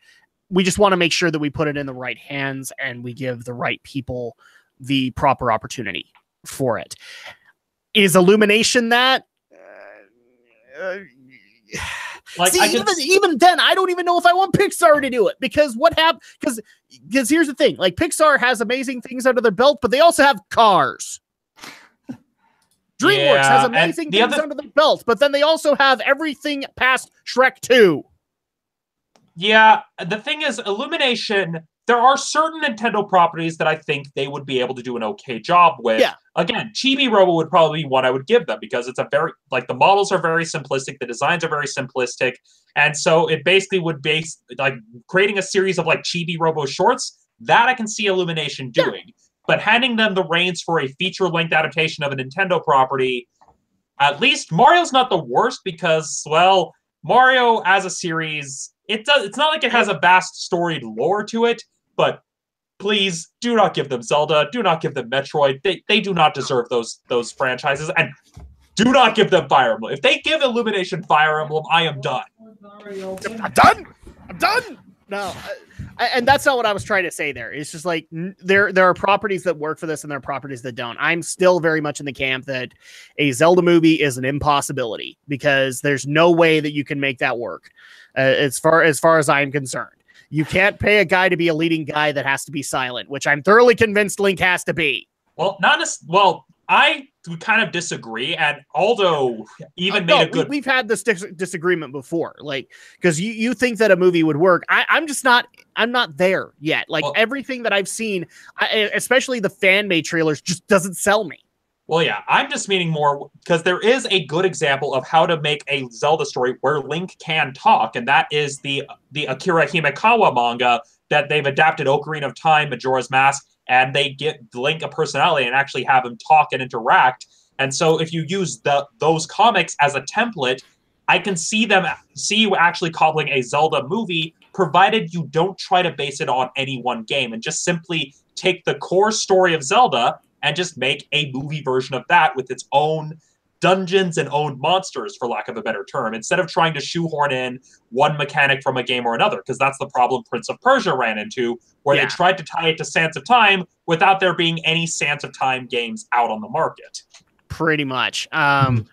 Well, I mean, there were Sands of Time games out of the market if you wanted to go look at the bargain bins to find them. So, and I brought up the fact that Link can't speak as an example. My biggest beef with this, and people can actually hear it back in early YouTube days, is that I don't want to put Link in any modern day Hollywood writer's hands. Why? Because I don't want Link as a freaking anti-hero. And I'm really worried that modern day Hollywood would only do that. And this is one of those characters I'm like, nope, no. I am done with anti-heroes. I want legitimate heroes. If you can make him a legitimate hero on the big screen, I'm okay with it. But well, given the current trend, especially given the success of the Marvel movies, they probably would try to emulate that methodology. Probably. As opposed to the anti-hero methodology, mainly because, well, Batman v Superman and Justice League have shown, that format clearly doesn't work, and Hollywood's been kind of trying to get away from that as of late. Yeah, and I actually do like that as a step in the right direction. But there we go. Illumination is in charge. And frankly, I'm not even making any assessments on the matter until we get a trailer in our hands. Mm-hmm. If we get a trailer and it looks horrible, then I'll call it horrible. I have no problem saying that. Although, here's my theory maybe why they chose Illumination. They probably saw the minions and they thought, hey, those are kind of like the rabbits that Ubisoft made. I was wondering if that joke was going to get made. Honestly, it wouldn't be that far off. If they decide, hey, we're going to make mushroom rabbits be the basis of the movie, I'm just like, okay, suddenly the choice of Illumination makes sense because the minions are a lot like the rabbits. Very annoying, but somehow they overtook the franchise that they're a part of. This is true. So wait until the next trailer, wait until a trailer, and then we'll make our assessment there. And that is all of the Nintendo talk. So we covered all of the stuff. Like I said, we do have an additional article that does have an interview with Miyamoto discussing the Illumination partnership and everything like that. But we would kind of be touching on the same thing. What, Alex? Yeah, I want to throw in my 2 cents as long as we're talking. Oh, my bad. Sorry. Nintendo properties to go to movies. You've heard my exasperated groan. I'm not too excited about the idea of Illumination making a Mario movie.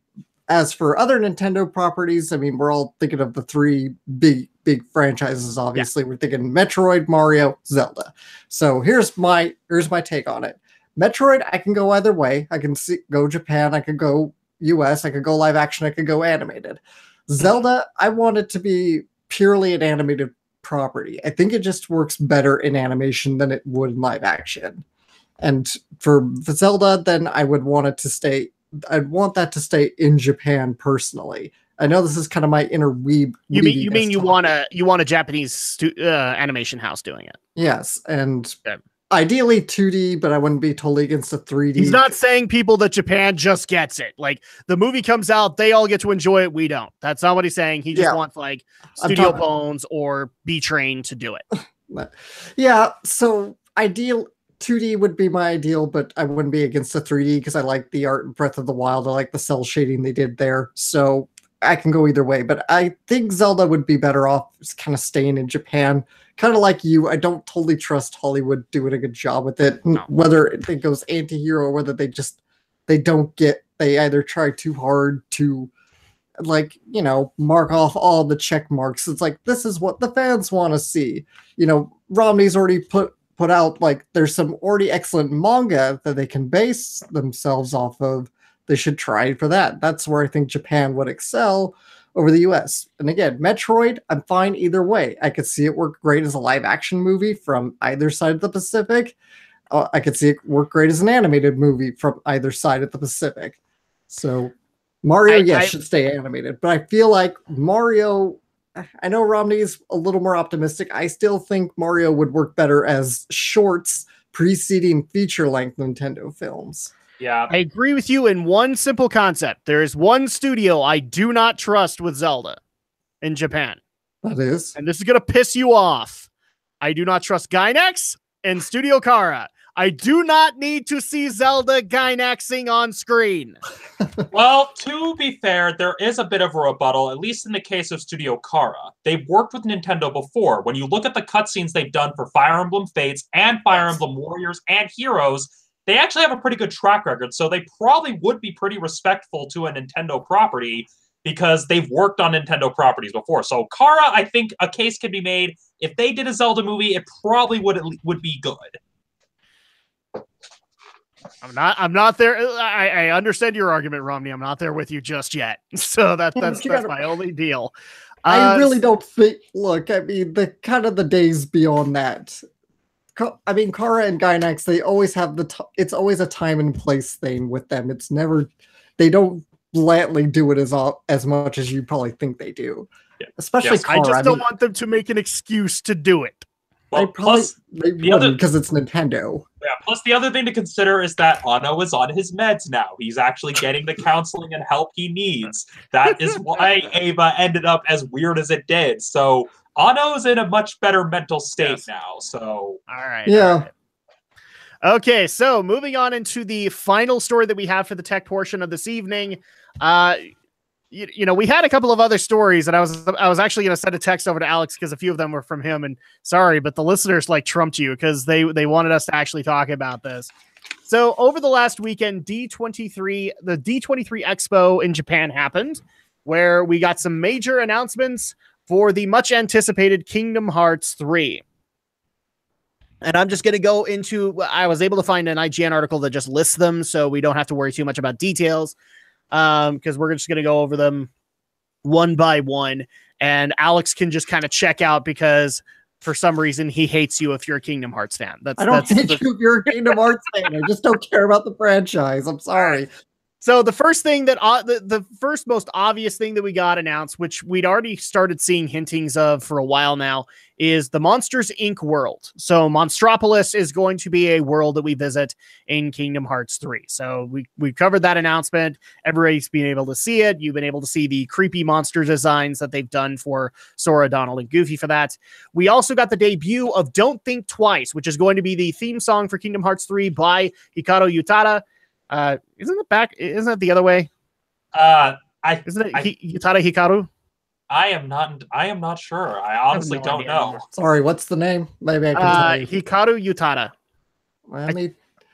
That sounds like the singer from the first Rebuild Evangelion, maybe. So I'm gonna double check. So I'm probably just getting that wrong because usually Japanese names come in. Well, because I know, like, with the track listings, they usually write it as Utada Hikaru.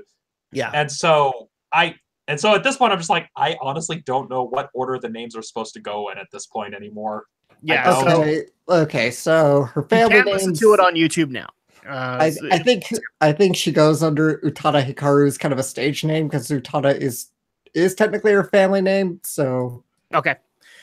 So the next thing is that we have officially confirmed the return of the Gummy Ship for Kingdom Hearts 3 and that it will be going open world. So they're basically saying that there will be kind of two different phases of the Gummy Ship. There's going to be an open world kind of exploration one, and there's also going to be a battle phase, which sounds to me a lot like Kingdom Hearts 2 and how that tried to do things. So there you go. The Gummy Ship is returning. That's like my only problem with this entire thing is Gummy Ship shouldn't return. Towns have become much more vibrant. So it's funny because when me and Alex actually did Sonic 06, one of our biggest complaints about that was you put it in a huge city and it's very sparsely populated. Unlike Kingdom Hearts, which has not done this at all. Like, you literally go into the streets of Agrabah, into the bazaar, there's nobody there. There's nobody there at all. They've now decided that, and we've even seen some screenshots of it, that Kingdom of Corona, which is based off of Tangled, will actually have townspeople. It will actually have society going on as you're visiting. So this is going to be a huge step up from what they've done in previous Kingdom Hearts games. It's actually really cool. We also learned that for some reason, Rapunzel's hair just turned out to be a difficult thing to program for them, because in order for it to be able to be utilized as a combat tool as well as for platforming, which it's going to be utilized in Kingdom of Corona, they actually did need to give Rapunzel's hair kind of a life of its own in order for it all to work. So we know that that was a difficult thing, but because of that, we also know that I'm going a little bit further into the list here, but because of the depth that's being added into, for example, Tangled or even Toy Story, each world is going to be big enough where it could pretty much be its own game. So at that point, like, you could literally, like, you could separate these apart and get like 5 separate games out of it and still be satisfied by it. So we know that the worlds will be a lot bigger than what we're used to. The background modeling was actually done by one of the largest teams ever at Square Enix, just for background art, people. Just for the backgrounds in the areas that you're going to go into. We also know that there will be links, and this is another one that's got the internet screaming. There will be links to Kingdom Hearts Union Key, which is the mobile game that came out way back when, and for some people has been screwing up the continuity. For some, it's been filling in gaps. They will be directly connected. As if you didn't already have that indication when 2.8 came out with a movie outlining the events of Key. That's happening. We also know that we will be getting, much like Kingdom Hearts did with an inspired Timeless River part of it, which was inspired by Steamboat Willie, we are probably going to be getting a world based on another classic Mickey Mouse cartoon, and this one is going to be called Giant Land, and it's inspired by the Jack and the Beanstalk episode of the Jack and the Beanstalk Mickey Mouse episode. So you're going to be getting another classic episode like that. That's pretty cool. There will be Rare Heartless in the game, and this is one that has got me and Romney kind of percolating. The last stage will implement something that Tetsuya Nomura has been wanting to do for a very long time, and I'm going to go with the tweet that I saw, which is apply a coherent storyline. What? That's something he hasn't done before, people. Yeah. In one game, anyway. In one game. Like a coherent storyline in one game. So that's all the major announcements. The other one that I'm going to go into is the new model for Riku has been showed off, and it's actually gotten some internet hate because he is going to be donning a new Keyblade, and it's got a love-hate relationship online. Let me see if I can actually dig out an image for this, but let's go ahead and go to Romney. What are your thoughts on all of the Kingdom Hearts 3 announcements that have happened? Honestly, like with the whole, each world it's almost its own game, I'm getting a very Peter Molyneux vibe here. It's very much, are they making promises that they can't feasibly deliver? Are they trying to put too much into this game because of the fact that it's been so long? Are we looking at another repeat of basically Duke Nukem Forever, where because it's been so long, they're trying to throw in everything in the kitchen sink to build up that sort of hype? And so, and even just like, oh, Gummy Ship Goes Open World, it's just like, are they just shoehorning in mechanics because they think it'll make people more likely to actually buy the game? If so, that is very concerning. Possibly. So here is the new Riku model, and a lot of people don't necessarily have a problem with the way the model looks. I mean, he looks a little older. I would actually say he looks a lot older than Sora, but he's okay. The biggest problem that they have is right here in his Keyblade. And I actually have this complaint too, and that is, I love the classical Keyblade designs. This looks like a car key. This looks like a damn car key. Yeah, like, I find it funny, but at the same time, like, narratively, I'm just like, okay, I can kind of see how they could justify Riku getting a new Keyblade. Again, spoiler alert if you haven't played Dream Drop Distance, but it's very much, okay, well, Riku actually became a Keyblade Master. He actually passed the Mark of Mastery exam, and so him having a new weapon to signify that actually makes sense. Whereas Sora, because he was unconscious for the entire third act of the game, didn't pass the Mark of Mastery exam. Yeah, so he didn't pass it, and therefore is not a master, and that's why he is using his classic Kingdom Key designs. But it's one of those things that I've actually had a lot of fun with. The internet has such a love-hate relationship with this thing. Well, yeah, and I will say this about the design, where some people have pointed out, oh, he looks kind of like Noctis, and I'm just like, well, it isn't the first time. Yes. Well, yeah, it's not the first time that Kingdom Hearts has ripped off character designs from Final Fantasy properties. Case in point, Terra from Birth by Sleep looking an awful lot like Zack Fair. Another comparison that I've heard a lot of people saying is that he looks like he's straight out of The World Ends With You, which a lot of people are suspecting because there's still talk that we will actually get Shibuya from that game in Kingdom Hearts 3 as a world. Just because of the subtle connection that they've done with Dream Drop Distance. I'm not sure about that, but it would be interesting considering that's getting a remix on Nintendo Switch. I highly doubt it, though. People have hoped for years that we would actually see a Final Fantasy world implemented in Kingdom Hearts in some way, shape, or form. Or yeah, me included. Yeah, or a world from some Square Enix game. It's not going to happen. Chances are they'll probably have the characters from The World Ends With You appear in like Twilight Town or something, because that's what they did, is that they had them appear in Traverse Town and Dream Drop Distance. So the closest thing you guys are going to get is Radiant Garden. That's where they apparently all reside. Yeah, that's probably the closest we get. Either Twilight Town or Radiant Garden is where they'll appear. We're not getting Shibuya, especially considering that the fact that, as opposed to the Disney worlds and even the unique original worlds that they can have creative freedom, Shibuya is an actual place, meaning that they actually would have to do the research to recreate the actual architecture and environments that people would recognize Shibuya for. That was kind of the main draw of The World Ends With You, was the fact that it was based on a real place and had the actual landmarks. I don't see them putting that kind of effort into this, given how much they're already putting in for the Disney games. So we'll probably get the characters, but we're not going to get Shibuya. This is one of those things that makes me kind of cry as a Final Fantasy fan and also being a Kingdom Hearts fan, because I'm right there with a lot of people. I think it's entirely possible to bring in a world like Midgar and make that work. But the reality of this, and this is where I lose a lot of people and they say I betray the franchise or whatever, is that that's not the draw. Final Fantasy is not the draw that brings people into this. Disney is the draw.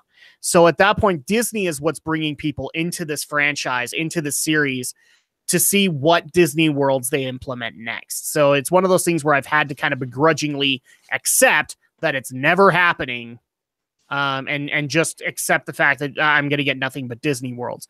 And I'm also going to add into this because somebody's going to scream about it. Well, what about Marvel and Star Wars? I really don't think that's going to happen, people. But they want to. They voiced a desire in the past, so maybe the problem is the two companies can't agree on how to implement them.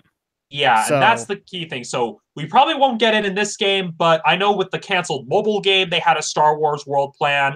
With Marvel, that raises a whole other can of worms regarding licensing issues, particularly with Square Enix distributing things and who has rights, the video game rights to the Marvel properties in Japan.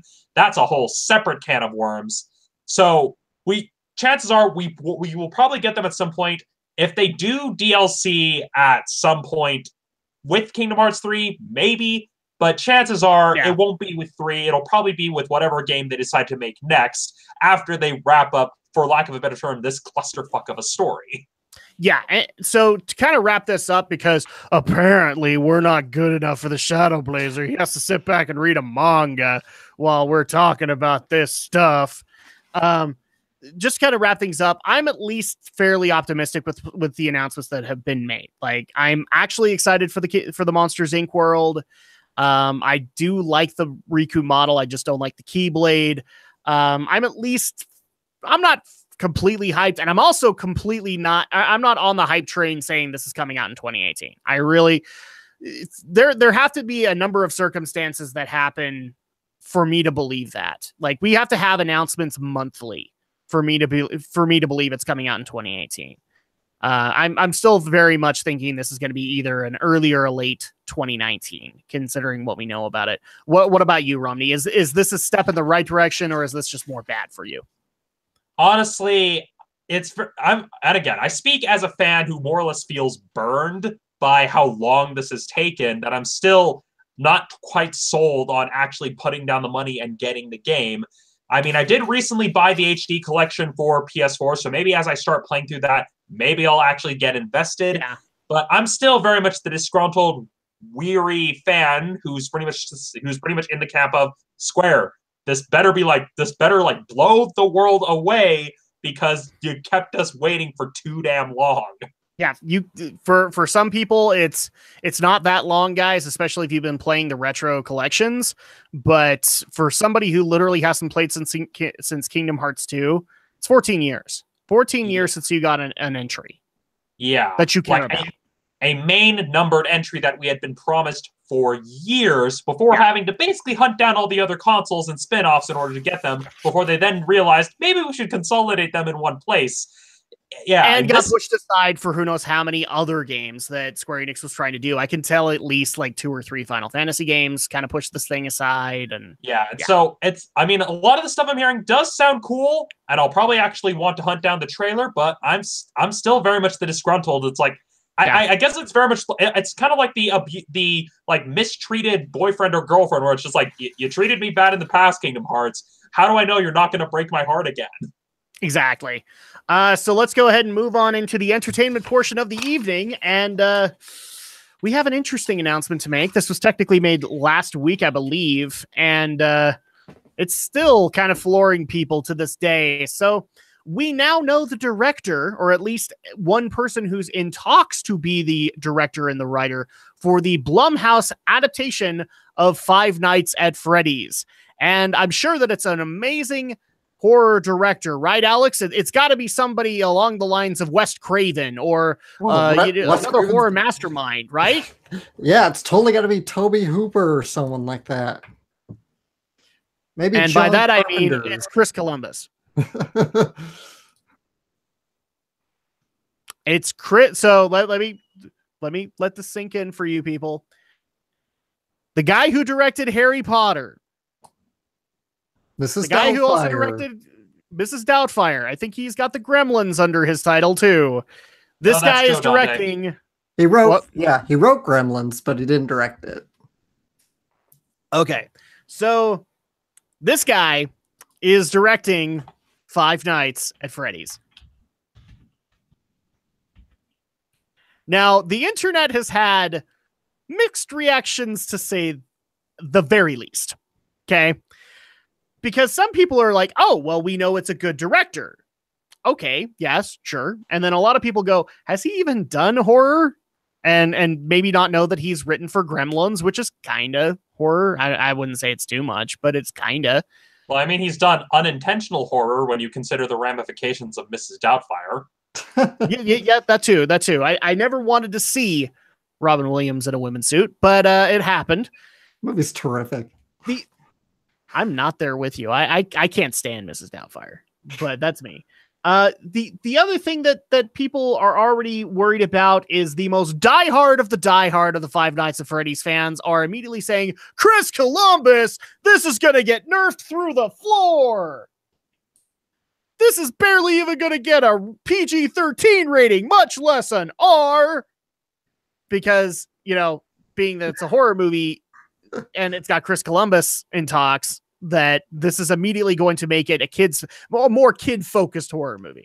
Of course it will be. Put it that way. And FNAF overly appeals to kids already. Of course they're going to aim young with this. Yeah, guys, if you were expecting,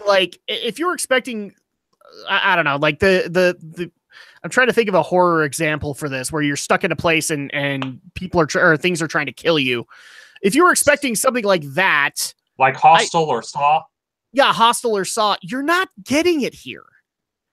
Yeah, because this has to cater to multiple kinds of audiences. Well, yeah, and to be fair, I can kind of see why Chris Columbus was chosen, because even with films that aren't that great, like Pixels, he does do a good job of capturing this sense of whimsy that is fitting for something like Harry Potter, that is fitting for something like Pixels, as flawed and mediocre as it is. And so it's definitely like having that sense of whimsy, especially when you consider the nature in which these animatronics became murderous. I think that's kind of what they're going for, because it is very much, you have it rooted in something that is a part of, well, a certain generation's childhood, with the animatronics at a pizza place that kids go to for birthday parties. And you think, okay, you're kind of going to want someone who's worked in that arena, so that way he can then play around in that arena, thinking, okay, this is something normally whimsical and wondrous in the mind of a child. Let's now twist it. And so I can see why Chris Columbus was chosen, because he has worked in that realm before. And so maybe it's a case where he's hoping to think, okay, well, let's take something I've done before and then find a new way to do it. And I'm also with you guys. Yeah, they do skew younger in terms of the merchandise, in terms of the books, in terms of all the other things associated with Five Nights at Freddy's. I mean, the games themselves aren't even that gory by any real standards, except for maybe the 8-bit sections. And so honestly, it seems like a very pragmatic choice of director, all things considered. Yeah, so I mean at that point, like, I kind of think you've got it right. Like, he knows how to do whimsy. He also knows how to set up atmosphere. So at that point, like, going into a haunted pizzeria is something that I honestly think Chris Columbus could set. Like, he could set the atmosphere for that and it would work.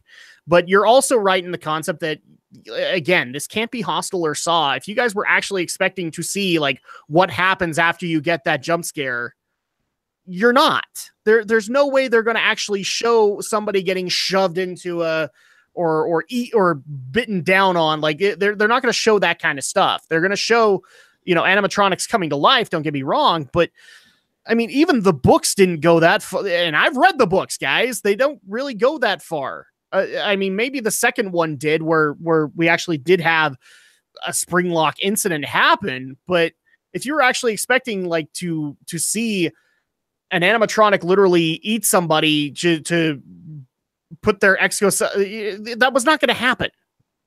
Now, honestly, looking at this, I can see them trying to go in the direction of Monster House, where a lot of people kind of wrote off, even myself included, wrote off Monster House as just being a kid's movie, but it was first and foremost a horror film. It just happened to be a horror film for kids, where it still followed a lot of the same tropes of a horror film, and it would have easily functioned as an entry as a poltergeist film. It just happened to be aimed at kids. And I think that's what they're hoping to get here, is that, yes, it's a horror film that just happens to skew younger, but is still a horror film.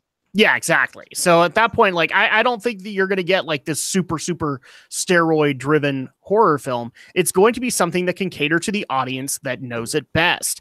And that's going to be the way. I actually think you're right on the money. I think something along the lines of Monster House is exactly what we're going to see out of this. What's the other one that came out a while ago? Paranorman or something like that, something like that, where it's going to have horror-esque elements, but it's not going to be scary. Or, well, with Paranorman, I would have jump scares, but that's about it. Well, Paranorman doesn't even have jump scares. It has some legitimately terrifying moments, but the difference between something like Paranorman and something like, well, Hostel or the current crop of horror films, I mean, throw a frickin' rock, is that Paranorman doesn't rely solely on jump scares. It builds that atmosphere first and foremost. Yeah. It draws you into the world, draws you into having one set of expectations, and that's before subverting them. And that's what people want, ultimately, out of this movie, is they want atmosphere, they want lore, they want history out of this. They don't necessarily, they know they're going to get somebody going into a haunted pizzeria and the animatronics coming to life. They know that's going to happen. So at that point, it's really what you do aside from that that's going to build it. And frankly, Chris Columbus is actually a really good pick in that regard. Especially when you consider, and this is one thing that fans of any franchise need to understand, the people making these movies are not making it for you. They are making it for the people that haven't been drawn into the franchise yet. They're basically making it for the big slice of the pie of people who haven't even heard of Five Nights at Freddy's. And so naturally, they want to branch out beyond the target demographic. And granted, sometimes some things that get adapted need to stick to the audience that it's intended for. Otherwise, you run into certain problems, as is the case with Hunger Games. But with something like Five Nights at Freddy's, they naturally want to reach an audience beyond just the fans, because that's where the money is. Exactly. So, Alex, what's your take on Chris Columbus being the director and writer for, or at least in talks, because that's the thing I can't really confirm. It's more in talks. How do you feel about Chris Columbus being a part of this project? This could kind of go any way. I think his filmography's been kind of spotty post Harry Potter. He hasn't really made a really solid movie for quite a while. The last movie I found he wrote was Christmas with the Cranks, which was pretty bad. And that's him as just purely as a writer. He's still directed a few things here and there. We'll have to wait and see. I hope this fares better than Pixels. It could be good if he can kind of channel himself way back in the 80s when he wrote movies like Gremlins. Then I think it could be fun. Otherwise, it could just be another bad video game movie. Exactly. So, and I guess the other thing people are kind of easy to forget is that keep in mind the producer involved, Jason Blum. When it comes to horror, especially horror that's made on a budget, he knows what he's doing. I mean, when you consider how much money he made off the first Purge movie, it was like a $10 million budget, and it broke the bank at the box office. And a lot of people forget, producers have a great deal of creative control over a film, more than you may realize, especially when a director can kind of go out of hand. So again, that's why I'm still confident, because it's Chris Columbus, but we still have Jason Blum as as the producer. Well, and Blumhouse Pictures is also a really great thing for this movie. And we've said this before, but it bears repeating. They know how to do things on a very tight budget. And frankly, a lot of the stuff that's going to be implemented here, like the most complicated this set design could get is the animatronics themselves. And so if you were going to actually try and find somebody who could do this on the super cheap, it would be Blumhouse. And that's what you need. You need to have these death animatronics as cheap as you possibly can. Otherwise, you're CGing this. Otherwise, you're doing a CG movie. Yeah, unfortunately, I think that's what's going to happen here. Because when we first reported on the live action FNAF, before Blumhouse picked it up, the animatronics were going to be designed by Jim Henson's workshop. But now that it's transitioned over to Blumhouse, I'm just expecting cheap CGI, crappy monsters here. Well, at the same time, though, that cheapness can work for the illusion. When you consider the reason Scott Cawthon made these games was because people told him that his character models looked terrifying. He embraced it. He decided, okay, my little character models for this weird business simulator game for kids give you nightmares? Fine, let's give you all the nightmares. Exactly. So at this point, I don't necessarily see this as a downside, because the other thing, too, is that not only do you need to make these things look as good as they possibly can, but they also need to look as run down as they possibly can. Yeah, it's kind of the funny thing. You need to make them look as real as possible, but also as fake as possible, because you can't have animatronics that look like an actual bear or an actual duck or an actual bunny. They need that element of artifice. They need to look like the models.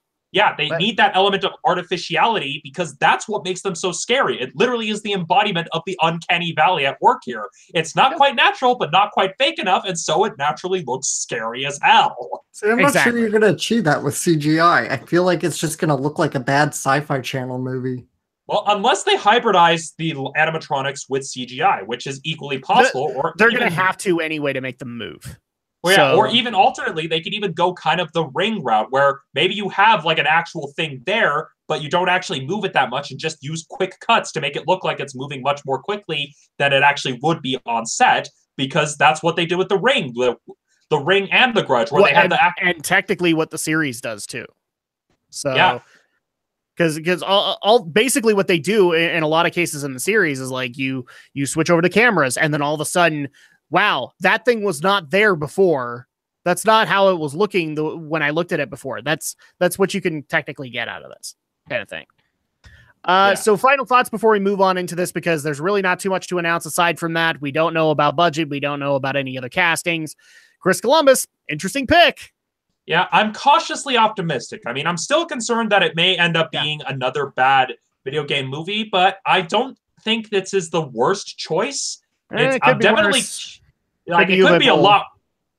Yeah, or it could even be in terms of using bad horror directors. It could be someone like Eli Roth or M. Night Shyamalan, for that matter. Or I would actually say Paul W.S. isn't necessarily got a solid track record with horror. Well, yeah, but the problem is you would then have to have Mila Jovovich playing a character at some point, because that's just how he is now, is that every movie he works on from now until the end of time has to cast his wife. Yeah, pretty much. So moving on into the final story of the evening, we have actually some interesting foresight into the situation involving Zack Snyder and Justice League. So our buddy Aldo actually tracked down the story from Polygon. Basically, to put things as quick as I possibly can, the entertainment reporter Josh Dickey is actually leaving the industry, and he's actually one of the people that covered things like Justice League, and was able to get privy to a bunch of information that he never released, especially considering the events surrounding Zack Snyder's leaving the project, which was the tragic ending of his daughter, the tragic death of his daughter, and all that. So it was not necessarily brought to light. But now that Dickey is leaving the entertainment industry, he has decided to illuminate a lot of the questions surrounding it. Like, did Zack Snyder actually leave based off of the tragic end of his daughter, or were there other things involved? And it turns out there were. In fact, there's actual speculation in this article. He had been fired from Justice League, and the evidence that we have is that basically the rough cut that Snyder provided of the movie was, quote, unwatchable. And hence why we had to have a number of rewrites, and we had to have a number of reshoots and things like that Whedon had to go in and correct.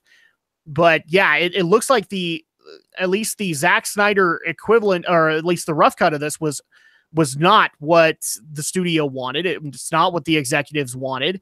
A lot of the comparisons actually kind of pointed towards being more like Batman v Superman than Justice League actually ended up being. And it turns out that before the passing of his daughter, Zack might have actually been fired from the project long before that via executive decree. So, I mean, what do we think about this now that it's coming to light? Are we surprised that we're now finding out that, yeah, he might have been fired? Not sure how to feel. Yeah, all things considered, I mean, surprised, given just all the backlash that his films have had, especially, and I think the real thing that hit it on the success of Wonder Woman kind of clued the people at Warner Brothers into the problem where, hey, like, okay, maybe the first few films weren't that great, and then when Wonder Woman did really well, they're thinking, okay, we realize what the problem is now. It is Snyder. And it's something that we even commented after reviewing Batman v Superman, that was our problem. And so, honestly, the fact that he more or less got fired, but was given a more graceful, like given away by fate, as cruel as it is, a more graceful way to leave, it doesn't surprise me that the executives weren't happy with it, because, well, they don't want to keep financing movies that nobody wants to watch, or if they do watch, they're just going to basically tear to pieces because, well, they want the Marvel money. They don't want to be constantly criticized, especially, again, I think the success of Wonder Woman changed the perspective at Warner Brothers for the long run, because they realized, hey, if we give it to a director who actually treats the material with respect, we actually get a decent film that people actually like. Why isn't it working for these other movies that we've been funneling money into? The other thing, too, that this also gives a little bit more insight into is, remember when Batman v Superman had the major 60% dive, when we actually started seeing restructuring within the DC movies. This actually goes into that too. So apparently, I'm not remembering his first name, and the article doesn't really say it. It's Silverman, the guy who actually did recommend that they bring in Snyder in the first place. A lot of people have been kind of interested into why they got rid of him right off the bat. This article kind of illuminates on that too. It looks like when the executives were looking to get rid of Snyder and take him off of Justice League, Silverman refused to take him off the project. And less than a year later, Silverman was ousted out of the company. And therefore we had I think Sujihara was put in after him. And, Sujihara is the CEO of Warner Brothers, the whole company. He was the one who removed Silverman as the supervisor overlooking DC, and basically brought in a new crop of people. Yeah. And so it looks like that probably was the other key thing, is that Silverman was the reason Snyder stayed on after Silverman was pushed out, which Sujihara is known for actually being pretty aggressive when he pushes people out. So much so that he gave... The other thing, too, to not correct, but clarify, because again, the article kind of goes into it. You were mentioning Snyder's involvement with Wonder Woman, and with, I think he was involved somewhat with Suicide Squad and things like that. He apparently was supposed to be involved with them a whole lot more. And because of this executive meddling and saying, no, get him out of these projects, that's why he was pulled back as much as he was. And in essence, I wonder if that actually saved Wonder Woman, because given how much control Snyder had over the DC movies at that point, we probably would have gotten a very different Wonder Woman movie if he wasn't pulled back the way he was. So in a lot of cases, this has probably been a weird blessing in disguise for them, that Snyder has not, or that Snyder was taken off of those projects. He was still on Justice League, and he got removed later. But they have also gone on to clarify that Zack Snyder is not currently scheduled to direct a DC film. He is serving as a producer or an executive producer for Wonder Woman 2 and Aquaman, but but kind of strongly emphasizing he's hands off a lot of this stuff. Like, he's the guy writing the checks, but he is hands off a lot of this stuff. And that's basically where they want him.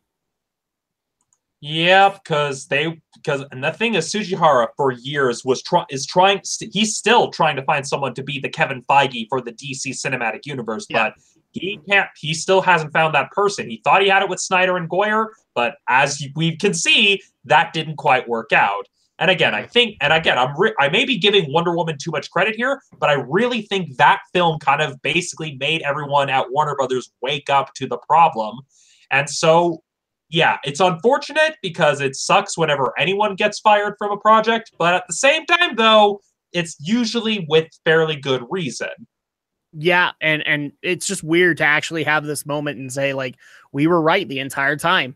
Snyder should have been fired, and Warner Brothers agreed with us, kind of thing. And the only reason that we didn't really talk about it was because, unfortunately, his daughter passed, and that's the way it went. Alex, where are you standing with a lot of these revelations into the DC movies? Well, I don't doubt the likely validity of the story, concerning it's two reporters with near identical collaborations here, saying the first film was the first cut's unwatchable. Things I still can't wrap my head around is, okay, then, if they just fired him anyway, I don't know. I'm not sure where I was going with that. Forget that thought. It's just more like something about it just kind of bothers me, considering that they kind of jumped on the press when his daughter took her own life, to have him gracefully bow out. Yeah, that's the aspect I think that's really still bothering me. If he had already been fired months before, I can see why they wouldn't want to, go ahead and say, we just fired Zack Snyder in the middle of filming, like we've seen with the Han Solo movie. They probably would want to keep that under wraps, but it's the idea of jumping on the concept. Okay, his daughter, unfortunately, just kind of just took her own life, and that instead. Yeah, it's like, okay, here's your exit strategy, Zach. Your daughter just killed herself. Here's how you can now bow out sort of gracefully. That really leaves a bad taste in my mouth. And I've already seen, after seeing this article, I've actually seen a number of people saying, well, a lot of people do suspect from time to time that a lot of cloak and dagger stuff happens around Hollywood. And so now there's a new conspiracy theory that Warner Brothers conspired to murder Zack Snyder's daughter to basically create this. I don't buy that by any stretch. There's like easier ways to get rid of your director and less and I don't think Warner Brothers, like, despite the fact that we're talking about that they use this as a PR strategy, Warner Brothers has fired people before. They would have no problem announcing on Twitter that we have parted ways with Zack Snyder. We don't agree on how we're doing this, and we will have a new director shortly. The other thing that I actually think kind of is answered a little bit more is I always did have a question as to why Joss Whedon was brought in, and now I know why. Because they didn't have faith in Snyder's vision, and now I kind of wonder, Whedon had done it. Whedon had done it before. They were hoping he could do it again. Yeah. I mean, that was pretty much a given when they brought in Joss Whedon, because he had the Marvel repertoire. So they figured, okay, he can either kind of fix the movie, set it on a correction course, or bring fans in. but it also explains kind of the current direction. Is like, you know, there's not too much of an emphasis on trying to get these movies done. I'm thoroughly convinced now because of this. Like Warner Brothers looked at this and went, "Hey, Whedon couldn't even get the job done, so we really need to rethink how we're doing this." Well, yes, and I know in the case of Whedon directing, I get the feeling he probably leveraged being asked to be brought in because he's wanting to do his Batgirl film, and so no doubt he used that as an opportunity to leverage his plans, especially considering that DC is no longer necessarily trying to do a cinematic universe, as they're already planning on alternate versions of these various DC characters as DC movies in and of themselves, like with the upcoming Joker films. So it's very much one of those cases where DC realizes, okay, the Marvel strategy isn't working, and we thought we had a Kevin Feige, but that isn't working. We need to go back to the drawing board. The one question also remains on my mind. Hands off he may be. I wonder why they are keeping him on as sort of a producer, quote unquote, for the rest of the movies. What do you think? Contractual? Well, not the rest of them. Not the rest of them. He's just on for the 2 upcoming ones.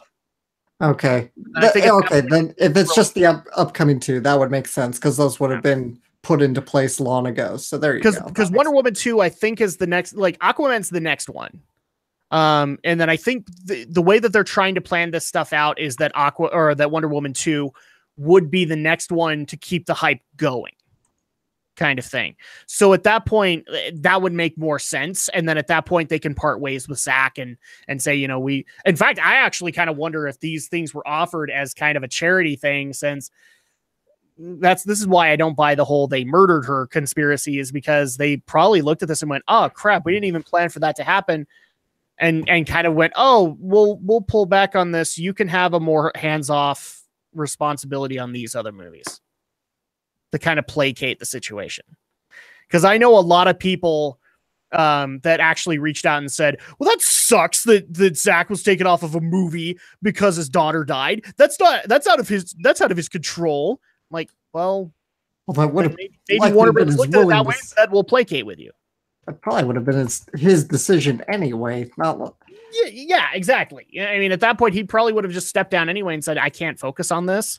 And that's not necessarily a bad thing. But this could have been Warner Brothers looking at him and going, oh, well, we felt bad. We didn't mean for this to happen.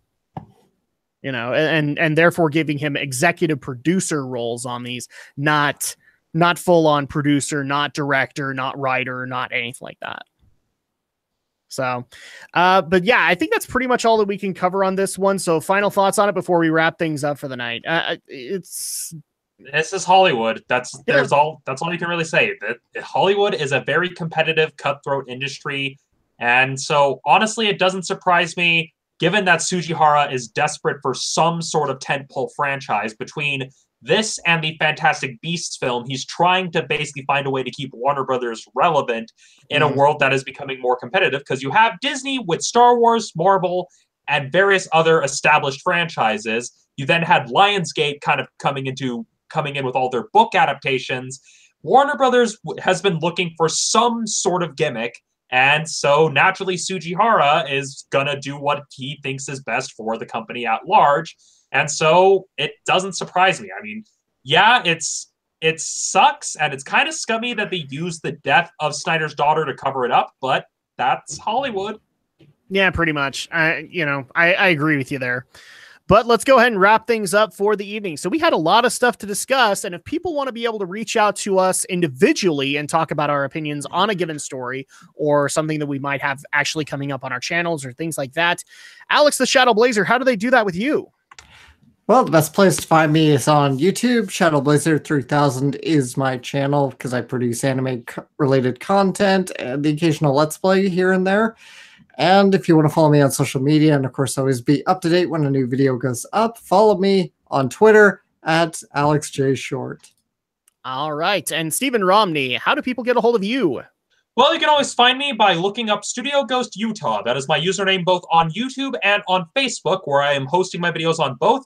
I was going to have an upload this week, but as I mentioned, my footage was out of focus, so I'm having to salvage what I have and come up with something else. You can also find me on Twitter at Romney Reviews. And speaking of Twitter, if you follow me on Twitter, this week's Romney's recommendation is a video that I found absolutely hilarious. Now, some context. there was the announcements regarding a certain video game tournament called EVO, and there was the full list of games of what games are going to be featured at this tournament, and one game was noticeably absent. And rather than go into detail about which game was absent, I'm going to direct you to a video by the YouTube channel called The Keef Crew, who basically he made a sketch that summarizes everybody's reactions to the announcements at EVO. And how he does this is that he basically gives each game that was announced its own personality. It is absolutely the funniest thing I saw this week. So that is this week's Romney's recommendation, how everyone reacted to the EVO 2018 lineup by the Keef Crew. If you follow me on Twitter, I literally just tweeted it out right now. So watch it, have a good laugh. All right, yeah, I'm going to be watching this when I get things done. And if people want to be able to follow me, the best place to follow my channel is, first of all, you're on the channel right now, so you can check out some of the videos that I do have. And if you would like to support the channel, you can go ahead and subscribe, as well as to all of the YouTube channels that are being featured right here. You can do that, as well as you can also check me out on Facebook and Twitter. And on Twitter, you can find me at Drac2326. And on Facebook, all you have to do is look for DracLP, and you'll get the Facebook page that is devoted to my channel.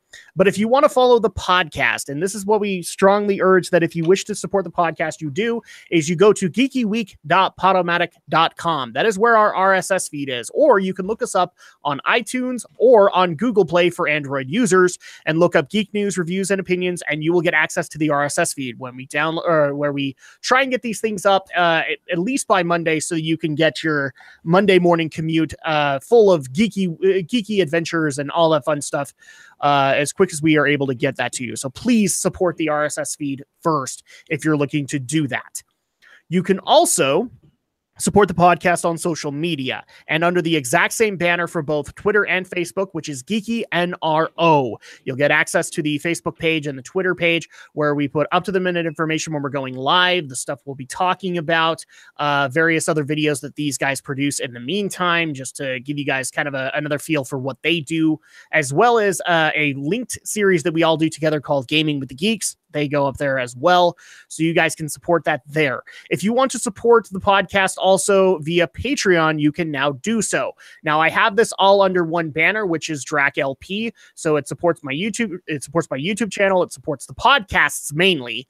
And so at that point, if you want to support that way, we always encourage you guys to at least consider donating $1. That keeps things up and running, that keeps mic maintenance and all of the other fun stuff that we want to be able to do in the future. It keeps that going.